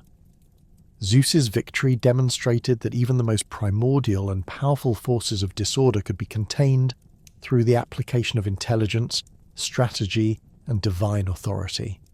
The mountain itself became a monument to Olympian supremacy, its continued existence serving as proof that the ordered universe could withstand any challenge from the forces of chaos. The imprisonment also established important precedents for how cosmic threats would be handled in the future, showing that permanent confinement could be more effective than destruction in dealing with enemies whose elimination might create unforeseen consequences. Typhon's continued existence beneath Mount Etna allowed the cosmic order to benefit from his contained power, while preventing the potential disruptions that his complete destruction might have caused to the fundamental forces that sustained reality. The geographic distribution of Typhon's influence created a network of supernatural sites throughout the Mediterranean that served as permanent reminders of the cosmic struggle between order and chaos. Each volcanic manifestation of his presence reinforced the lesson that chaos, while contained, could never be completely eliminated, and that eternal vigilance was required to maintain the stability of the ordered world. The ongoing geological activity provided tangible evidence that the forces of primordial disorder remained active beneath the surface of apparent cosmic stability. The defeat and imprisonment of Typhon beneath Mount Etna did not mark the end of his influence upon the world, for the monster had already ensured his chaotic legacy through a union that would produce some of the most formidable creatures ever to challenge both gods and heroes. During the period between his initial emergence from the earth and his confrontation with Zeus, Typhon had encountered Echidna, a creature whose monstrous nature complemented his own serpentine form, while providing the maternal capabilities necessary for generating offspring that would inherit the worst characteristics of both parents. Echidna, known throughout the ancient world as the mother of monsters, possessed a dual nature that made her uniquely suited to serve as Typhon's mate. Her upper body retained the appearance of a beautiful woman, with features so perfect that they could inspire desire even in divine beings who encountered her from a distance. Her hair flowed in dark waves that seemed to move with their own life, while her eyes held depths that reflected both intelligence and predatory cunning. Her voice carried the melodious quality that had once belonged to the sirens, capable of luring victims through its hypnotic beauty while concealing the deadly intentions that lay beneath her attractive facade. The lower half of Echidna's body revealed her true monstrous nature, consisting of a massive serpentine form that rivaled Typhon's own coils in both size and lethality. Her scales displayed an iridescent pattern that shifted between deep green and black depending on the viewing angle, each one harder than bronze and capable of deflecting most mortal weapons. The serpentine section measured over 40 feet in length, with muscular coils that could constrict with sufficient force to crush stone buildings while maintaining the flexibility necessary for rapid movement across varied terrain. Echidna's dwelling place, a vast cavern system beneath the Peloponnese, had been carved from living rock through centuries of her occupancy, with chambers that extended deep into the earth and connected to underground rivers that provided access to distant regions. The cavern walls bore the marks of her passage, scored by claws and worn smooth by the constant friction of her serpentine body. The air within these chambers carried a distinctive scent that combined the musk of reptilian presence with traces of the primordial forces that had shaped her creation. The union between Typhon and Echidna occurred during the height of the monster's power, when his 100 serpent heads had not yet been weakened by the fate's temporal manipulation, and his connection to the primordial forces remained at full strength. Their coupling took place within Echidna's cavern stronghold, where the earth power that flowed through the underground chambers amplified the chaotic energies that both creatures embodied. The very stones of the cavern glowed with supernatural heat during their union, while underground streams boiled away into vapour that carried the scent of sulphur and brimstone to the surface world above. The offspring produced by this monstrous union inherited characteristics from both parents that made them uniquely dangerous to the ordered world that Zeus had established. Each creature possessed Typhon's connection to primordial chaos while also displaying Echidna's cunning intelligence and ability to blend supernatural power with strategic thinking. The combination created beings that could not only challenge heroes through raw physical prowess, but could also employ tactics and deception that made them far more formidable than simple monsters driven by instinct alone. The Lernaean Hydra emerged as perhaps the most notorious of Typhon and Echidna's offspring, inheriting its father's multiple-headed nature while displaying its mother's regenerative capabilities in an even more pronounced form. The creature's initial manifestation featured 9 serpentine heads, each one capable of independent thought and action, while remaining connected to a central consciousness that coordinated their collective behaviour. The heads varied in size and characteristics, with some specialising in venomous attacks while others focused on physical combat through powerful jaws equipped with teeth that could shear through bronze armour. The Hydra's most distinctive and dangerous characteristic lay in its ability to regenerate lost heads at an accelerated rate, with 2 new heads growing to replace each one that was severed. This regenerative process drew upon the earth power inherited from both parents, allowing the creature to tap into the fundamental life forces that sustained all living things. The new heads that grew possessed enhanced capabilities compared to their predecessors, as if the trauma of decapitation triggered evolutionary improvements that made the creature progressively more dangerous with each injury sustained. The monster's body, while maintaining a generally serpentine configuration similar to its parents, displayed unique adaptations that reflected its aquatic habitat in the marshlands surrounding Lake Lerna. Its scales possessed a slimy coating that provided protection against both physical attacks and the corrosive effects of the poisonous waters it inhabited.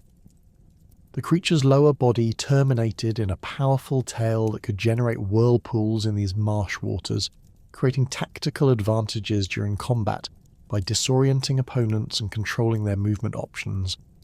The Hydra's venom surpassed even that of its monstrous parents in both potency and variety, with different heads producing toxins that attack specific aspects of their victim's physiology. Some venoms targeted the nervous system, causing paralysis that left victims conscious but unable to move while the creature prepared to devour them. Others dissolved flesh and bone, reducing even divine opponents to puddles of contaminated liquid within moments of injection. The most dangerous venom attacked the soul itself, severing the connection between consciousness and immortal essence that allowed divine beings to maintain their existence across multiple incarnations. Cerberus, the three-headed guardian of the underworld, represented another manifestation of Typhon and Echidna's monstrous legacy, though his role within the cosmic order differed significantly from that of his siblings. The creature's canine form reflected adaptations for his specific function as guardian of the boundary between life and death, with each of his three heads possessing enhanced sensory capabilities that allowed him to detect the approach of both living and dead souls from vast distances. His size exceeded that of any mortal dog, with shoulders that stood higher than a mounted warrior and jaws that could accommodate a human torso without difficulty.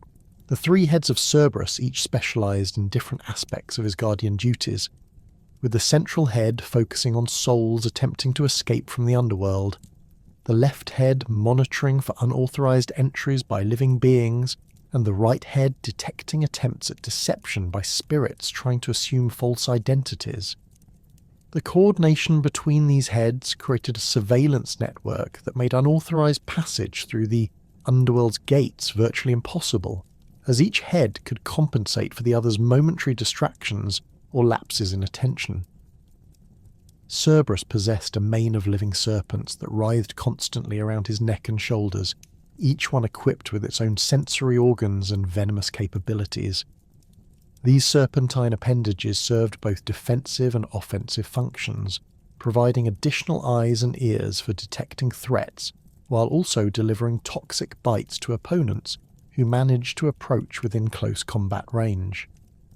The serpents displayed the same regenerative capabilities as the Hydra's heads, ensuring that Cerberus maintained his full defensive capabilities even after sustaining significant injuries. The creature's bark carried supernatural properties that could paralyze listeners with terror, as the sound contained harmonics that resonated with the fundamental frequencies associated with death and dissolution. Living beings who heard Cerberus's vocalizations experienced an immediate and overwhelming awareness of their own mortality, often becoming catatonic with fear as their minds struggled to process the certainty of eventual death. Even divine beings found the sound disturbing, though their immortal nature provided some protection against its most debilitating effects. The Chimera represented perhaps the most complex of Typhon and Echidna's offspring, combining characteristics from multiple animal species in a configuration that defied conventional understanding of biological organization. The creature's front section took the form of a powerful lion, with a mane that burned with actual fire and claws that could rend divine flesh. The middle portion displayed the characteristics of a goat, complete with curved horns and the ability to produce noxious gases from specialized glands.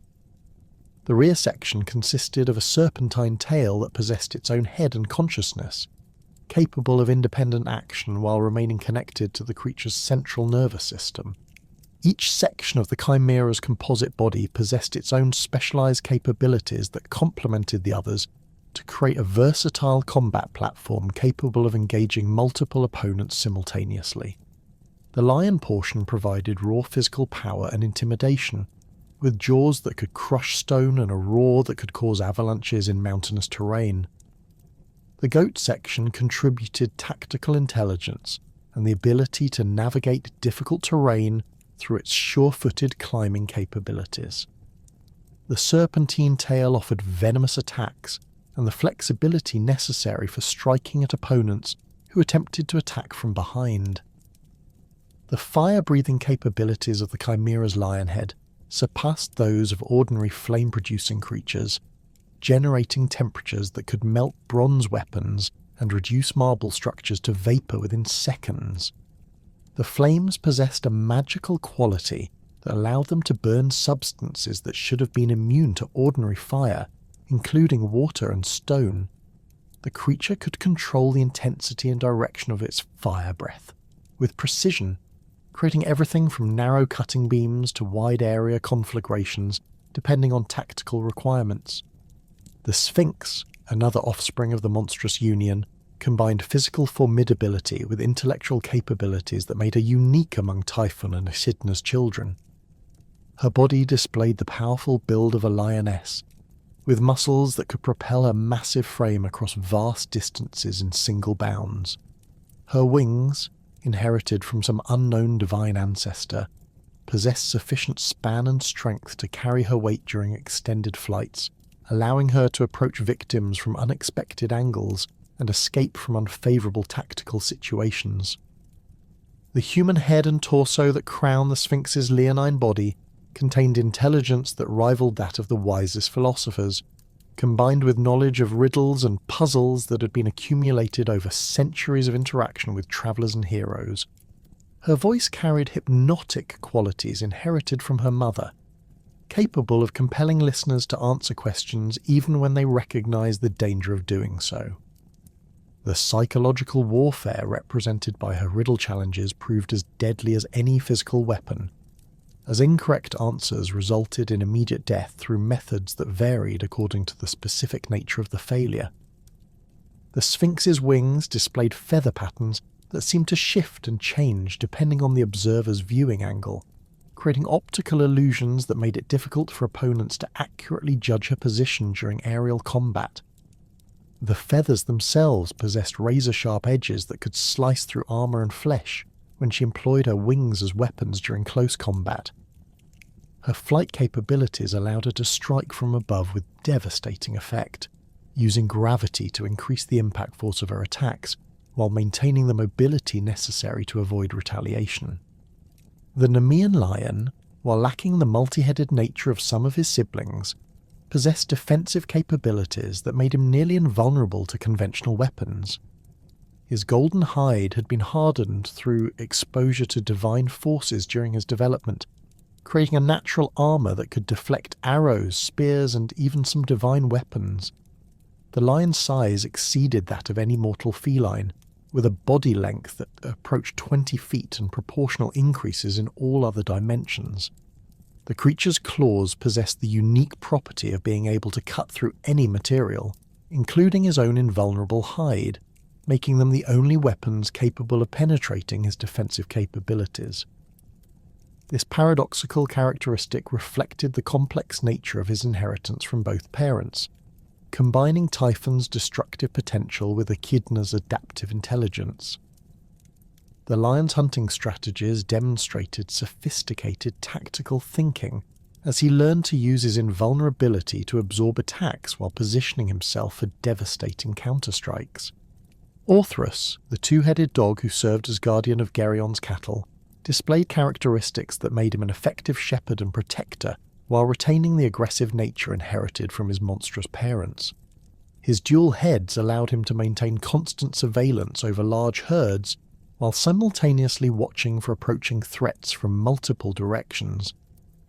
The coordination between his heads surpassed that displayed by most multi-headed creatures, suggesting that Orthrus had developed enhanced neural connections that allowed for more efficient information processing. The creature's loyalty to his assigned duties reflected an aspect of his mother's intelligence that had been adapted for protective rather than predatory purposes. Orthrus demonstrated the ability to distinguish between legitimate threats and harmless visitors, showing restraint that was unusual among Typhon and Echidna's offspring. However, When genuine danger threatened his charges, the dog's response displayed the full fury inherited from his chaotic parentage, with attacks that combined canine ferocity with supernatural strength and endurance. The continued existence of these monstrous offspring ensured that Typhon's chaotic legacy would persist long after his own imprisonment beneath Mount Etna. Each creature represented a different aspect of the primordial forces that their father had embodied, spreading chaos and destruction across the known world while challenging the heroes who had rise to defend the established order. Their encounters with figures like Heracles, Bellerophon, and Oedipus would become legendary tales that demonstrated both the ongoing threat posed by primordial chaos and the possibility of overcoming such challenges through courage, intelligence, and divine assistance. The geographic distribution of these monsters across the Mediterranean world created a network of supernatural threats that required constant vigilance from both gods and mortals. Each creature's chosen territory reflected adaptations to specific environmental conditions, while also serving strategic purposes in the broader campaign of chaos against order. The Hydra's marsh habitat provided regenerative resources while offering defensive advantages against attacking heroes. The Chimera's mountain lair allowed for aerial reconnaissance and rapid strikes against targets throughout the surrounding regions. The Sphinx's position near major trade routes ensured a steady supply of victims, while maximising the psychological impact of her riddle challenges on travellers who spread tales of her deadly games.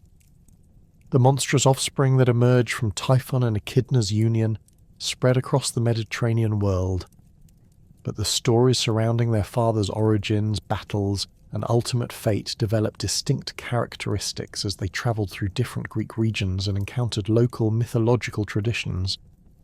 The core narrative of Typhon's challenge to Zeus remained consistent across most sources, yet regional variations in the telling reflected the specific cultural concerns, geographical features, and pre-existing folklore of different areas throughout the Greek-speaking world. In Cilicia, where the Carishian cave served as the supposed location of Zeus's imprisonment, local traditions emphasized Typhon's connection to the region's distinctive limestone geography and underground river systems. Cilician storytellers described the monster's birth as occurring within their own territory, claiming that Gaia had chosen their mountainous landscape specifically because its deep caverns provided direct access to Tartarus. According to these regional accounts, Typhon's serpentine coils had carved the extensive cave networks that characterize Cilician geology, with each chamber representing a different stage in his development from embryonic form to fully realized cosmic threat. The Cilician version of Typhon's physical description incorporated elements that reflected the region's familiarity with large-scale serpentine creatures, as the area's rivers and marshlands supported populations of enormous pythons and water snakes that occasionally reached lengths exceeding 30 feet. Local bards described Typhon's 100 heads as displaying characteristics specific to Cilician serpent species, with some heads bearing the distinctive hood markings of regional cobras, while others possessed the heat-sensing capabilities of vipers that inhabited the area's rocky outcroppings.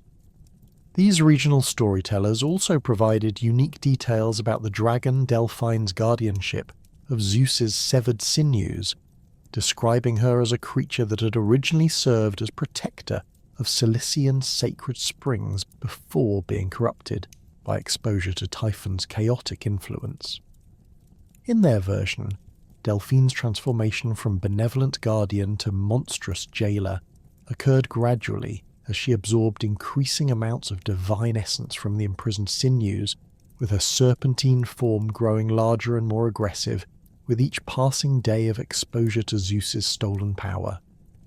The Cilician tradition placed particular emphasis on the acoustic properties of the cave system where Zeus had been imprisoned, describing how the limestone formations had been naturally shaped to amplify and distort sound in ways that enhanced Delphine's ability to detect intruders.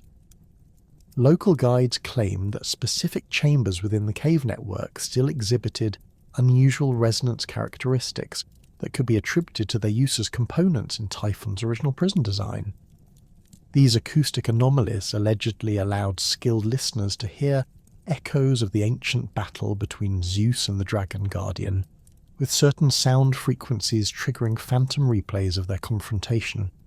Lydian traditions, influenced by that region's extensive contact with Eastern mythological systems through trade routes connecting Greece with Anatolia and Mesopotamia, incorporated elements that suggested Typhon's story had been influenced by earlier Near Eastern accounts of cosmic battles between order and chaos. Lydian versions of the myth describe Typhon as possessing additional characteristics that aligned with Mesopotamian dragon gods, including the ability to control weather patterns through methods that differed from Zeus's thunderbolt-based techniques. In these Eastern-influenced accounts, Typhon's 100 serpent heads were said to speak in languages that predated Greek civilization, with some heads communicating in the tongues of ancient Assyrian and Babylonian cultures. Lydian storytellers claim that Typhon's vocal abilities included the power to recite incantations in these archaic languages that could summon elemental forces and manipulate the fundamental structures of reality. This linguistic diversity among his heads was presented as evidence of Typhon's connection to primordial knowledge that had been preserved from the earliest days of creation. The Lydian version of Typhon's defeat incorporated elements that reflected their region's sophisticated understanding of metallurgy and craftsmanship. Instead of simply hurling Mount Etna at the monster, their Zeus employed specially forged chains created by divine smiths who had learned techniques from Eastern craftsmen. These chains were described as being composed of metals that did not exist in the natural world, with properties that allowed them to bind supernatural creatures by constraining their essential life forces rather than merely restricting physical movement. Lydian accounts also provided alternative explanations for the geographical distribution of Typhon's influence throughout the Mediterranean region. Rather than attributing volcanic activity to the monster's struggles beneath Mount Etna, they described a network of supernatural binding points where different portions of his serpentine body had been secured using the divine chains. Each volcanic site represented a location where Typhon's essence remained partially active despite his overall imprisonment, with eruptions occurring when his struggles generated sufficient force to break individual chain links. Italian traditions, particularly those that developed in the region surrounding Mount Vesuvius and the volcanic fields of Campania, emphasized the ongoing nature of Typhon's presence beneath their landscape. Italian storytellers described the monster's imprisonment as less complete than other regional versions suggested, claiming that significant portions of his serpentine body remained active beneath the Italian peninsula and continued to influence local geological phenomena through coordinated movements.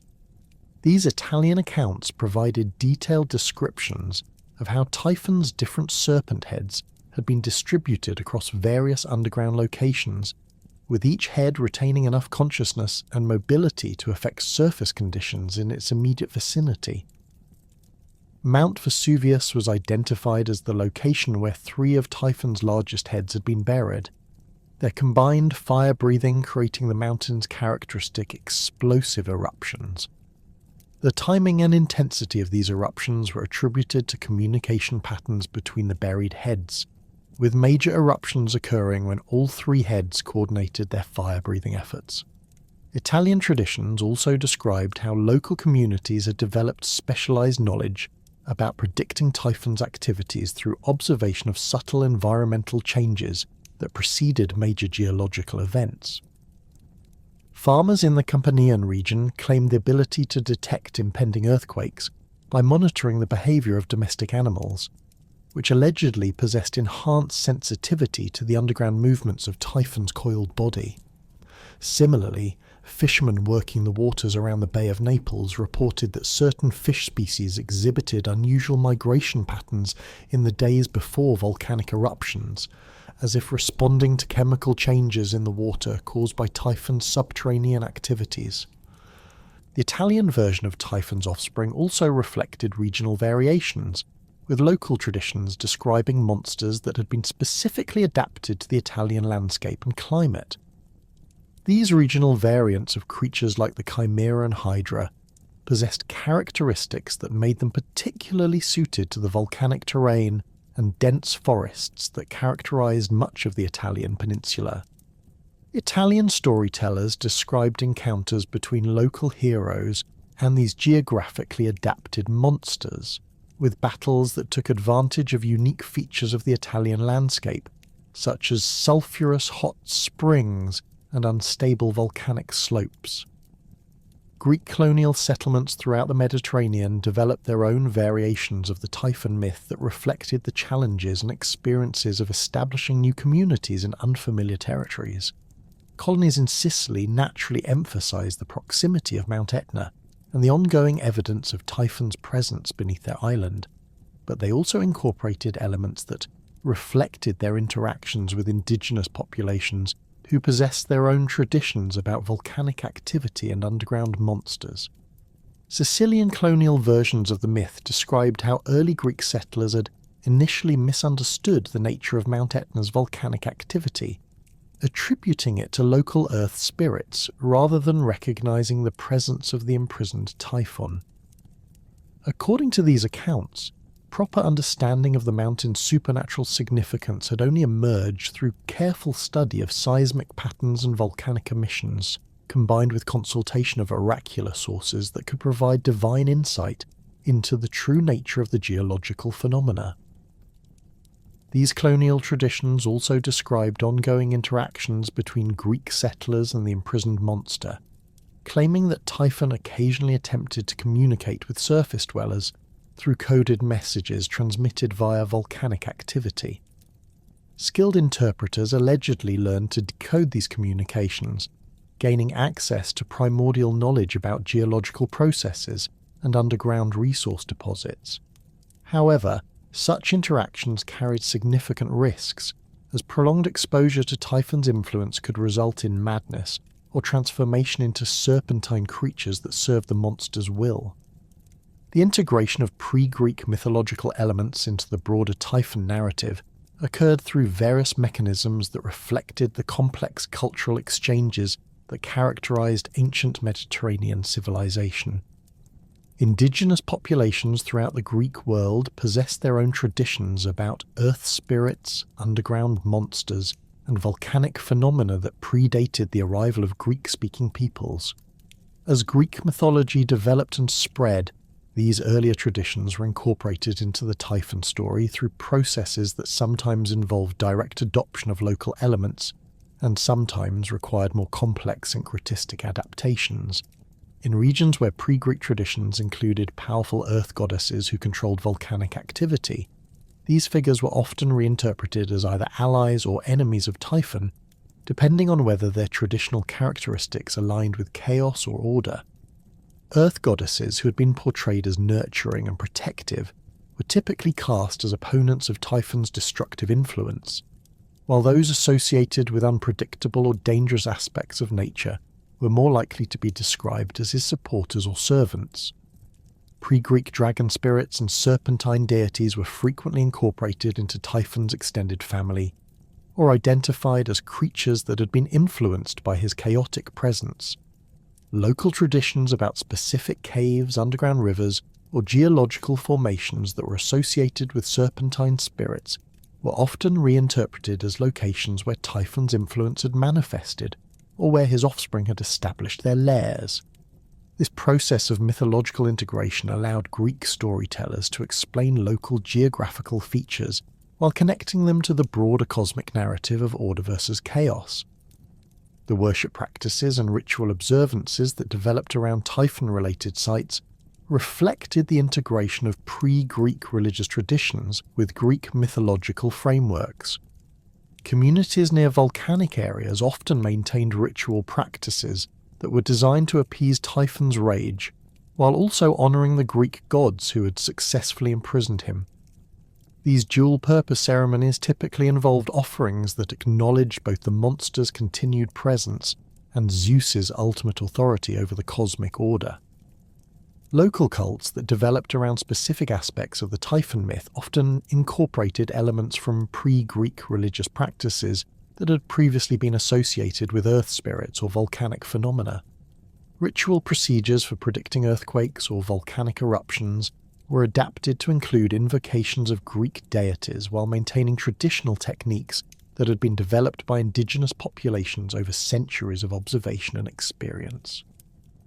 The variation in Typhon's defeat and imprisonment across different ancient authors reflected not only regional differences, but also the evolving theological and philosophical perspectives of different time periods. Earlier accounts tended to emphasize the physical aspects of the battle and Zeus's superior strength, while later versions increasingly focused on the strategic and intellectual elements that had contributed to the monster's defeat. Some authors describe Typhon's imprisonment as a temporary measure that would eventually fail, leading to future confrontations between the forces of order and chaos. These accounts typically emphasize the ongoing nature of the cosmic struggle and the need for constant vigilance to maintain the stability of the ordered world. Other writers portrayed the imprisonment as permanent and absolute, representing the final triumph of civilization over primordial chaos. The differences in these accounts often reflected the specific cultural and political contexts in which they were composed, with authors living in periods of stability more likely to emphasize the completeness of Zeus's victory, while those writing during times of upheaval or uncertainty tended to stress the ongoing threat posed by chaotic forces. Regional variations in these interpretations also reflected local experiences with geological instability, warfare, and other disruptions that could be interpreted as manifestations of Typhon's continuing influence. The defeat and imprisonment of Typhon represented far more than a simple victory of one divine being over another.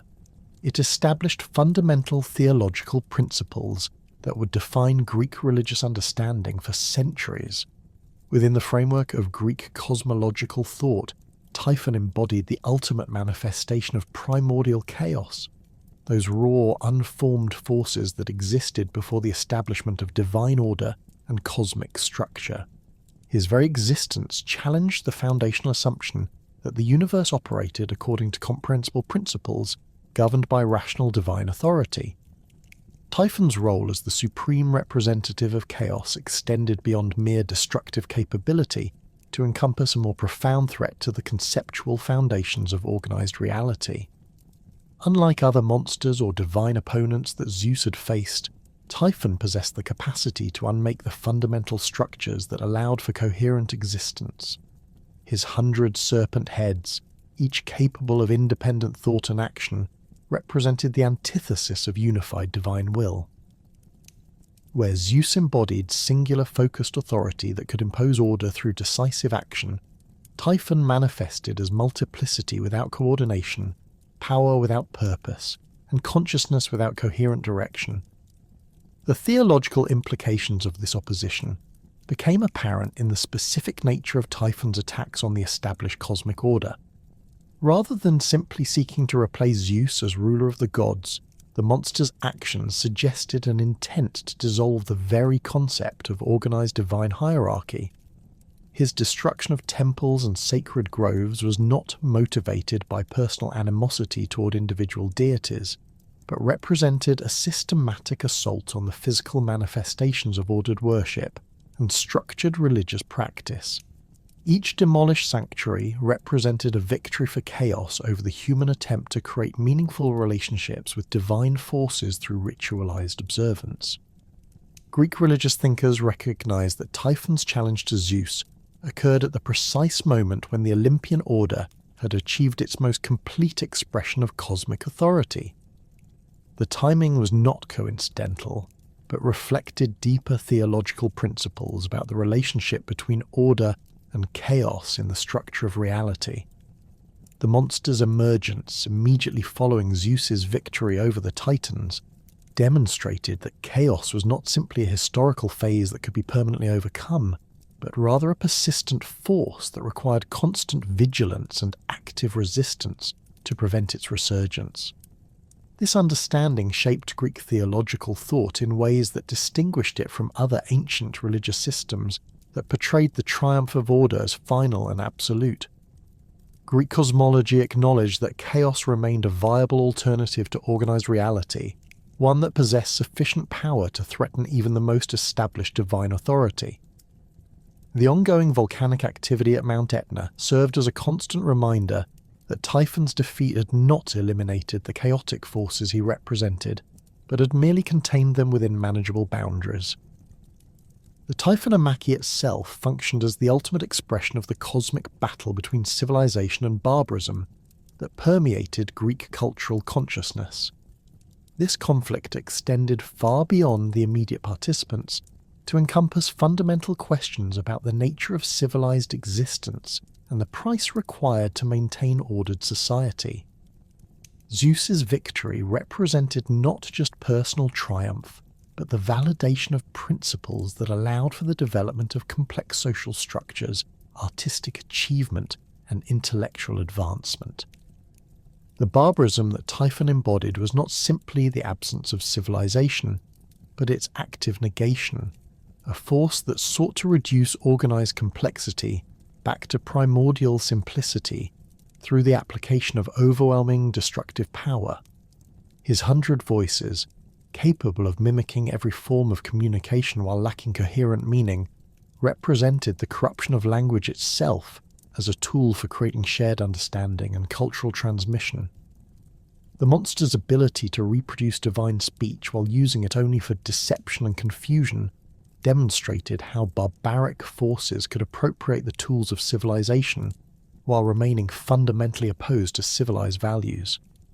Greek religious thought recognized that this cosmic battle between civilization and barbarism was not limited to the mythological realm, but reflected ongoing struggles within human society and individual consciousness. Communities that failed to maintain proper religious observances or allowed social order to deteriorate were understood to be vulnerable to the same chaotic forces that Typhon represented. The monster's theological significance thus extended beyond his role as a defeated enemy to encompass his function as a perpetual warning about the fragility of civilized existence.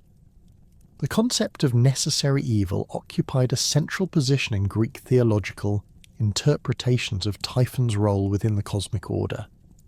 Rather than viewing the monster as an unfortunate accident or temporary aberration in the development of divine authority, Greek religious thinkers came to understand his existence as an essential component of the cosmic structure that validated Zeus's supreme position through the demonstration of his ability to overcome ultimate challenges. This theological framework suggested that Zeus's authority derived not from inherited position or arbitrary divine decree, but from his proven capacity to defend the ordered universe against its most formidable threats. The king of the gods had demonstrated his worthiness to rule through his successful confrontation with forces that possessed the power to unmake reality itself. Without the challenge posed by Typhon, Zeus's authority would lack the validation that came from overcoming genuine opposition capable of presenting viable alternatives to Olympian rule. The necessary evil represented by Typhon also served important functions in maintaining the cosmic balance that allowed for continued existence and development. His presence provided a constant test of divine vigilance and competence, ensuring that the ruling pantheon could not become complacent or neglectful of their responsibilities to maintain cosmic order. The ongoing threat he represented, even in imprisonment, required the gods to remain active and engaged in their protective roles, rather than retreating into passive enjoyment of their elevated status. Greek theological thought recognized that the complete elimination of chaotic forces would paradoxically threaten the stability of the ordered universe by removing the dynamic tension that drove continued development and adaptation. Typhon's containment beneath Mount Etna represented the optimal resolution of this theological paradox, maintaining the chaotic forces in a state where they could continue to serve their cosmic function without posing immediate threats to civilized existence. The ritual and cultic practices that developed around locations connected to the Typhon myth reflected sophisticated theological understanding of how divine forces operated within the physical world. Communities near Mount Etna and other sites associated with the monster's influence developed elaborate ceremonial procedures designed to acknowledge his continued presence, while affirming their allegiance to the Olympian order that had successfully contained his destructive potential. These ritual observances typically involved dual-purpose ceremonies that honoured both the imprisoned monster and the gods who had defeated him, recognizing that both forces remained active within the local environment. Participants offered sacrifices that acknowledged Typhon's power, while simultaneously invoking Zeus's protection against any potential escape or resurgence of chaotic influence. The careful balance maintained in these ceremonies reflected theological understanding that proper religious practice required acknowledgement of all supernatural forces affecting the community, regardless of whether they were considered beneficial or threatening. Apotropaic practices associated with Typhon-related sites involved specialized techniques for detecting and countering the influence of chaotic forces on human activities and natural phenomena. Local priests developed methods for interpreting seismic activity and volcanic emissions as communications from the imprisoned monster, allowing communities to prepare for potential geological disasters while maintaining appropriate religious responses to supernatural manifestations. These protective practices often incorporated elements derived from pre-Greek religious traditions that had dealt with similar earth spirits and underground forces, creating syncretic ritual systems that combined traditional techniques with Greek theological frameworks. The resulting ceremonial procedures provided communities with practical tools for managing their relationships with dangerous supernatural forces while maintaining their integration within the broader Greek religious system. Sacred sites near Mount Etna and other locations associated with Typhon's influence developed distinctive architectural features designed to channel and control the chaotic energies that emanated from the monster's presence. Temple complexes in these areas incorporated design elements that reflected theological understanding of how divine forces interacted with physical structures, creating sacred spaces that could function effectively despite their proximity to sources of supernatural instability. The orientation and construction of these religious buildings often followed principles that acknowledged both the beneficial aspects of earth power and the need for protection against chaotic influences. Altars were positioned to take advantage of geothermal energy sources, while incorporating barriers and deflection systems that prevented the direct intrusion of Typhon's corrupting influence into sacred spaces. The resulting architectural solutions demonstrated sophisticated integration of theological theory with practical engineering requirements. The theological significance of Typhon's imprisonment beneath Mount Etna extended beyond its immediate religious implications to influence broader Greek philosophical thought about the nature of divine justice and cosmic order. The monster's continued existence in a state of permanent confinement raised important questions about the relationship between punishment and rehabilitation in divine justice systems, as well as the ethical implications of maintaining conscious beings in states of eternal suffering. Greek religious thinkers developed various theological interpretations of Typhon's imprisonment that attempted to reconcile the apparent cruelty of eternal confinement with their understanding of divine justice as fundamentally rational and morally coherent. Some argued that the monster's primordial nature made him incapable of genuine repentance or reform, justifying permanent imprisonment as the only viable alternative to complete destruction. Others suggested that his continued existence served educational purposes that benefited the broader cosmic community by providing ongoing demonstrations of the consequences of challenging divine authority. The theological debates surrounding Typhon's fate also addressed questions about the nature of consciousness and identity in supernatural beings whose existence spanned cosmic ages. The monster's 100 serpent heads, each possessing individual awareness while remaining connected to a central consciousness, presented complex philosophical problems about the relationship between unity and multiplicity in divine psychology. These theological discussions influence broader Greek philosophical thought about the nature of personal identity and the relationship between individual consciousness and collective experience. The influence of Typhon's theological significance extended beyond formal religious contexts to shape popular understanding of how divine forces operated within everyday life. Greek communities throughout the Mediterranean developed folk traditions that incorporated lessons derived from the monster's defeat into practical guidance for managing relationships with supernatural forces and maintaining proper religious observances. These popular theological interpretations often emphasized the importance of maintaining appropriate humility and respect when dealing with divine powers, using Typhon's fate as an example of the consequences that could result from excessive pride or challenges to established authority. The monster's hubris in believing he could overthrow the cosmic order served as a cautionary tale that influenced both individual behavior and community decision-making processes.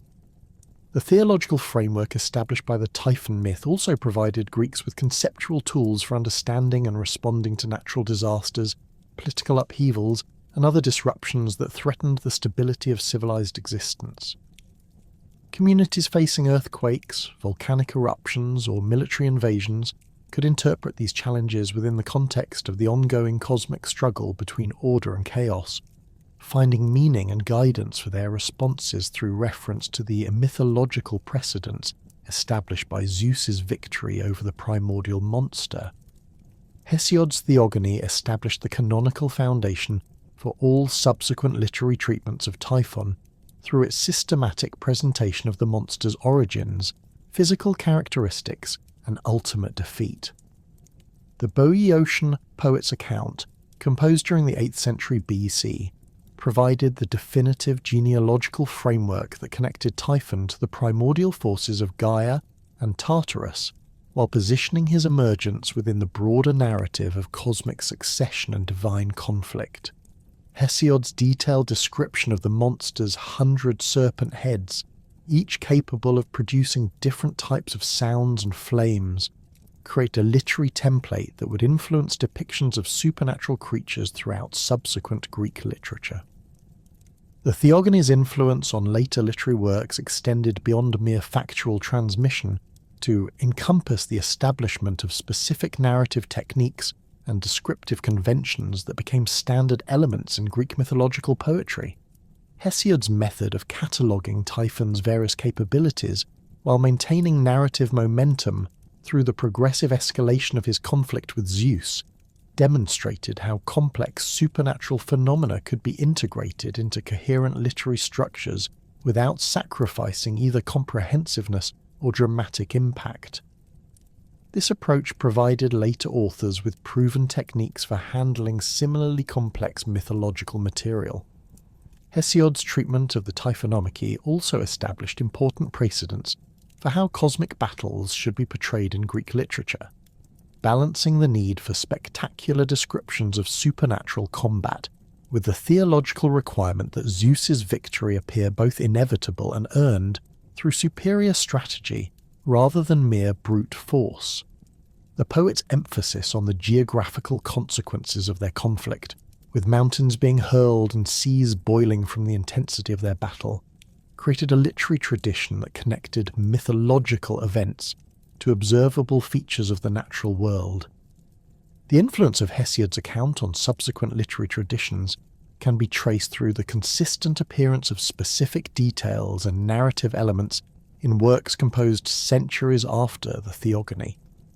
Authors writing during the classical and Hellenistic periods continued to reference Hesiod's description of Typhon's 100 heads and their diverse vocal capabilities, while adapting these elements to serve their own literary purposes and cultural contexts.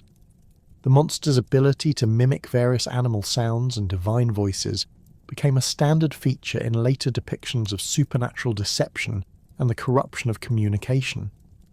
Pindar's treatment of Typhon in his victory odes represented a significant evolution in the literary use of the monster as a symbolic figure rather than merely a narrative antagonist. The Theban poet, writing during the 5th century BC, employed references to Typhon's defeat as a means of celebrating athletic victories while connecting contemporary achievements to the cosmic struggles that had established divine order. His approach demonstrated how mythological material could be adapted to serve epideictic purposes while maintaining its theological significance and emotional impact.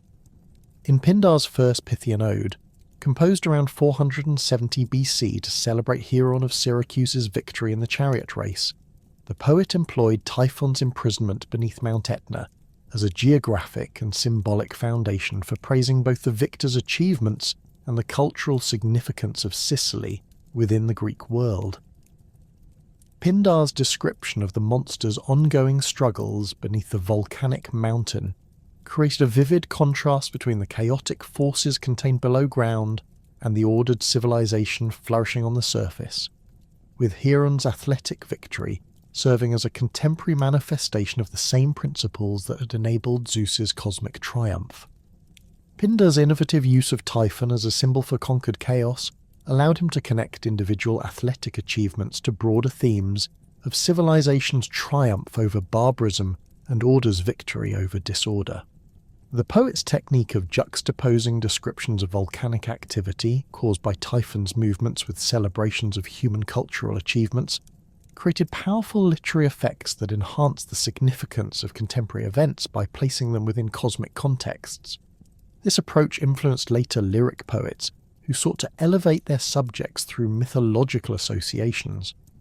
The symbolic deployment of Typhon in Pindar's odes also reflected the poet's sophisticated understanding of how mythological references could function as compressed narratives that conveyed complex theological and philosophical concepts through brief allusions. Rather than retelling the complete story of the Typhonomachy, Pindar employed selective details that activated his audience's knowledge of the broader myth, while directing their attention to specific aspects that supported his immediate literary purposes. This technique of mythological compression became a standard feature of Greek lyric poetry.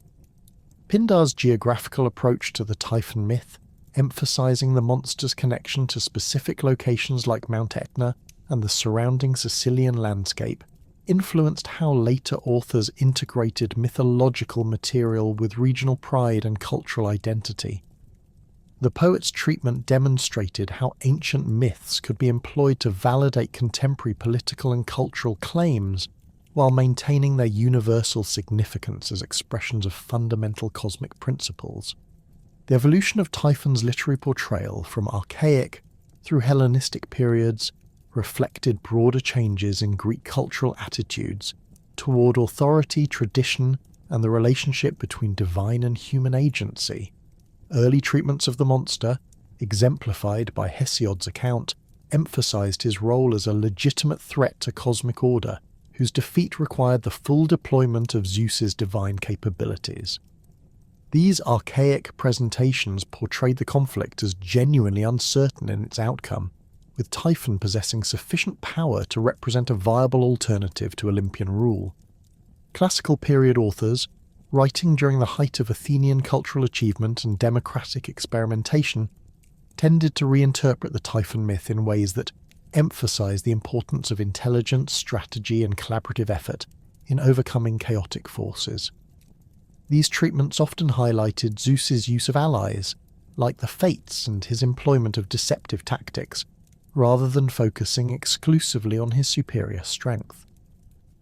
This shift reflected contemporary Greek values that celebrated intellectual achievement and collective action, while remaining suspicious of purely autocratic approaches to leadership.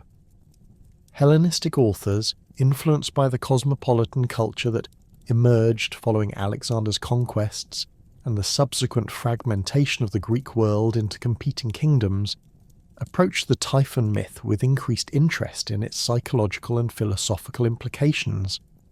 These later treatments often explored the monster's consciousness and motivations in greater detail, presenting him as a complex figure whose rebellion against divine authority reflected understandable grievances rather than simple malevolence.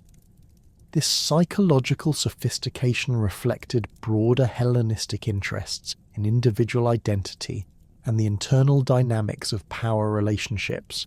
The geographic expansion of Greek culture during the Hellenistic period also influenced literary treatments of Typhon through increased contact with Near Eastern mythological traditions that contained similar accounts of cosmic battles between order and chaos. Authors writing in Alexandria, Pergamon, and other major Hellenistic cultural centres incorporated elements from Mesopotamian and Egyptian sources that enriched their understanding of Typhon's role within broader patterns of ancient Near Eastern religious thought.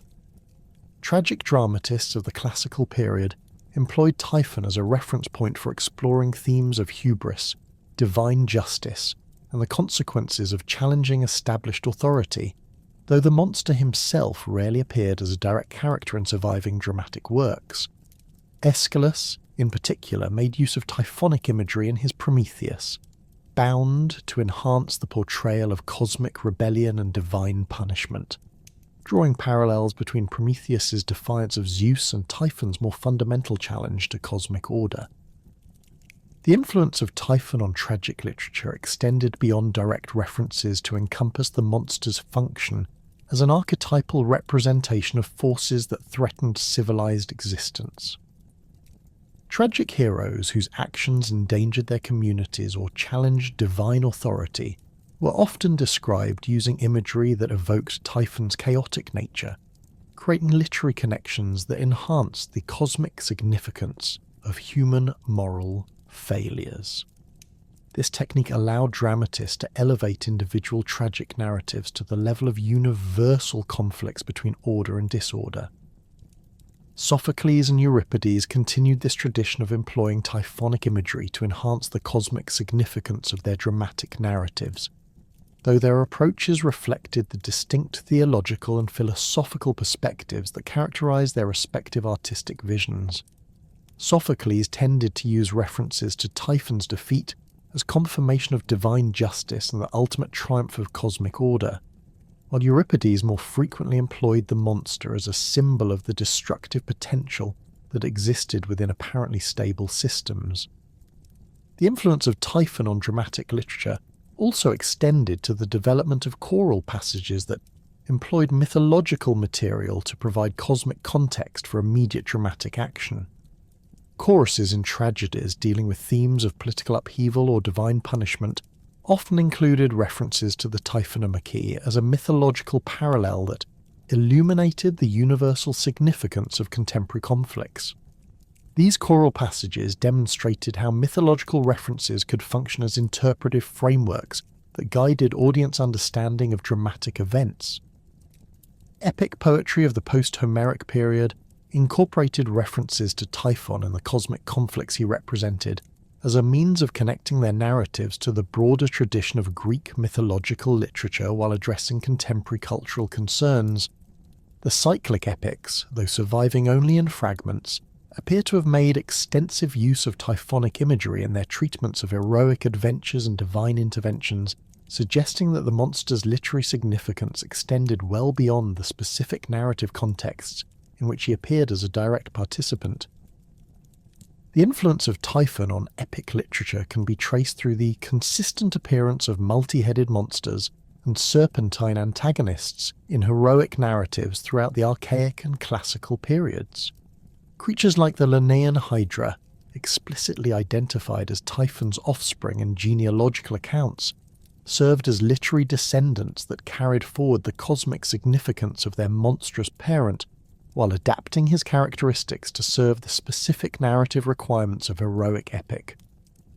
Later epic poets, particularly those working during the Hellenistic period, employed more sophisticated approaches to integrating Typhonic material into their narratives, often using the monster's defeat as a model for how heroes could overcome seemingly impossible challenges through the application of intelligence and divine assistance. These treatments reflected the influence of contemporary philosophical schools that emphasized the importance of rational thought and strategic planning in achieving personal and political success. The development of mythographic literature during the Hellenistic period created new opportunities for systematic treatment of Typhon's role within the broader structure of Greek mythology. Authors like Apollodorus and the compiler of the Bibliotheca approached the monster's story as part of comprehensive surveys of mythological material that sought to preserve traditional narratives while making them accessible to educated readers who might lack familiarity with the original poetic sources.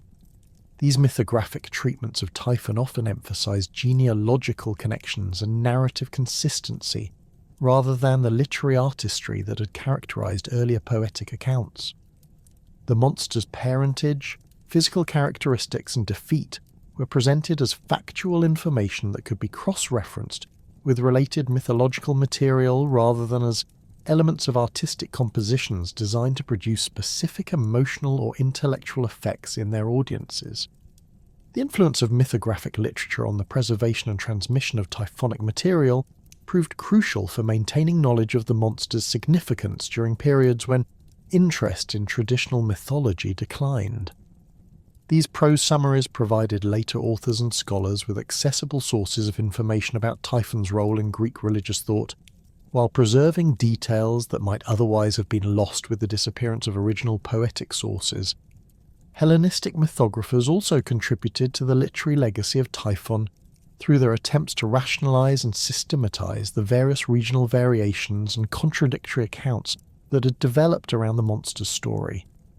Their efforts to create coherent narratives from diverse source materials resulted in standardized versions of the Typhon myth that influenced how later authors understood and employed this mythological material.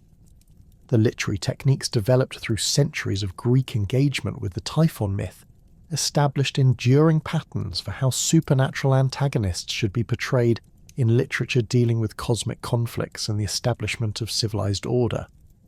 The monster's 100 heads became a standard feature for representing chaotic multiplicity, while his combination of intelligence and destructive power provided a template for creating antagonists who posed genuine threats to established authority through more than mere physical strength. The influence of these literary conventions extended beyond Greek culture to affect how Roman authors and later European writers approached similar themes of cosmic conflict and the triumph of civilization over barbarism. Typhon's literary legacy thus contributed to the development of Western literary traditions that continue to employ mythological frameworks for exploring fundamental questions about authority, order, and the relationship between divine and human agency. The preservation of typhonic material through various literary genres ensured that the monster's theological and philosophical significance remained accessible to successive generations of readers and writers who found in his story a powerful expression of universal themes that transcended the specific cultural context in which the myth had originated. The literary legacy established by Greek treatments of Typhon provided enduring models for how literature could engage with fundamental questions about the nature of existence, the sources of legitimate authority, and the eternal struggle between the forces of order and chaos that continues to shape human civilization. Through their innovative approaches to mythological material, Greek authors transformed Typhon from a specific narrative antagonist into a universal symbol whose literary influence would extend far beyond the boundaries of ancient Greek culture, establishing patterns and techniques that continue to inform how writers approach themes of cosmic conflict and civilizational triumph in contemporary literature.